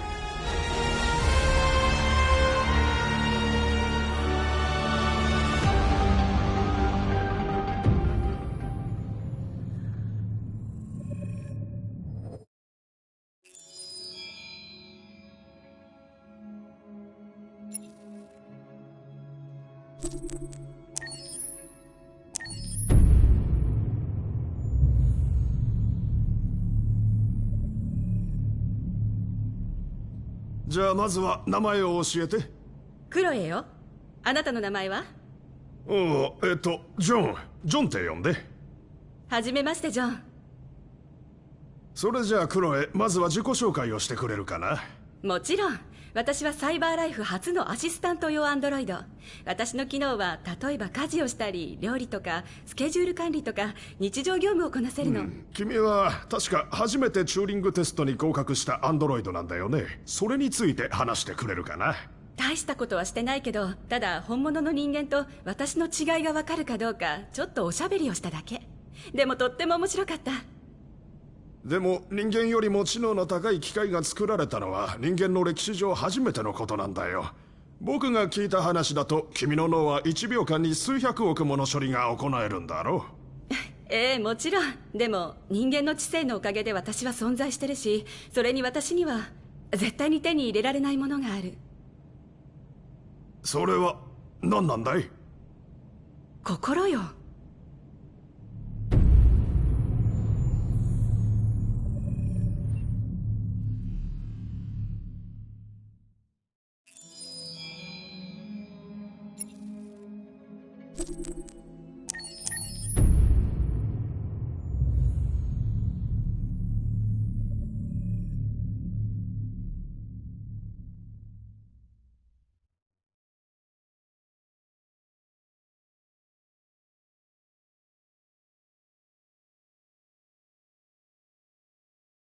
Hold on, just a little while longer.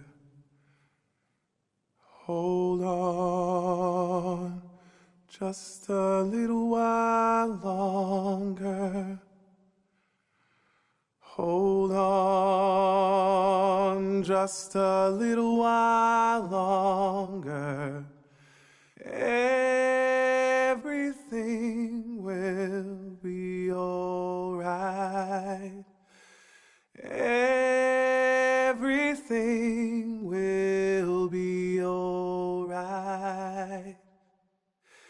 Fight on, just a little while longer.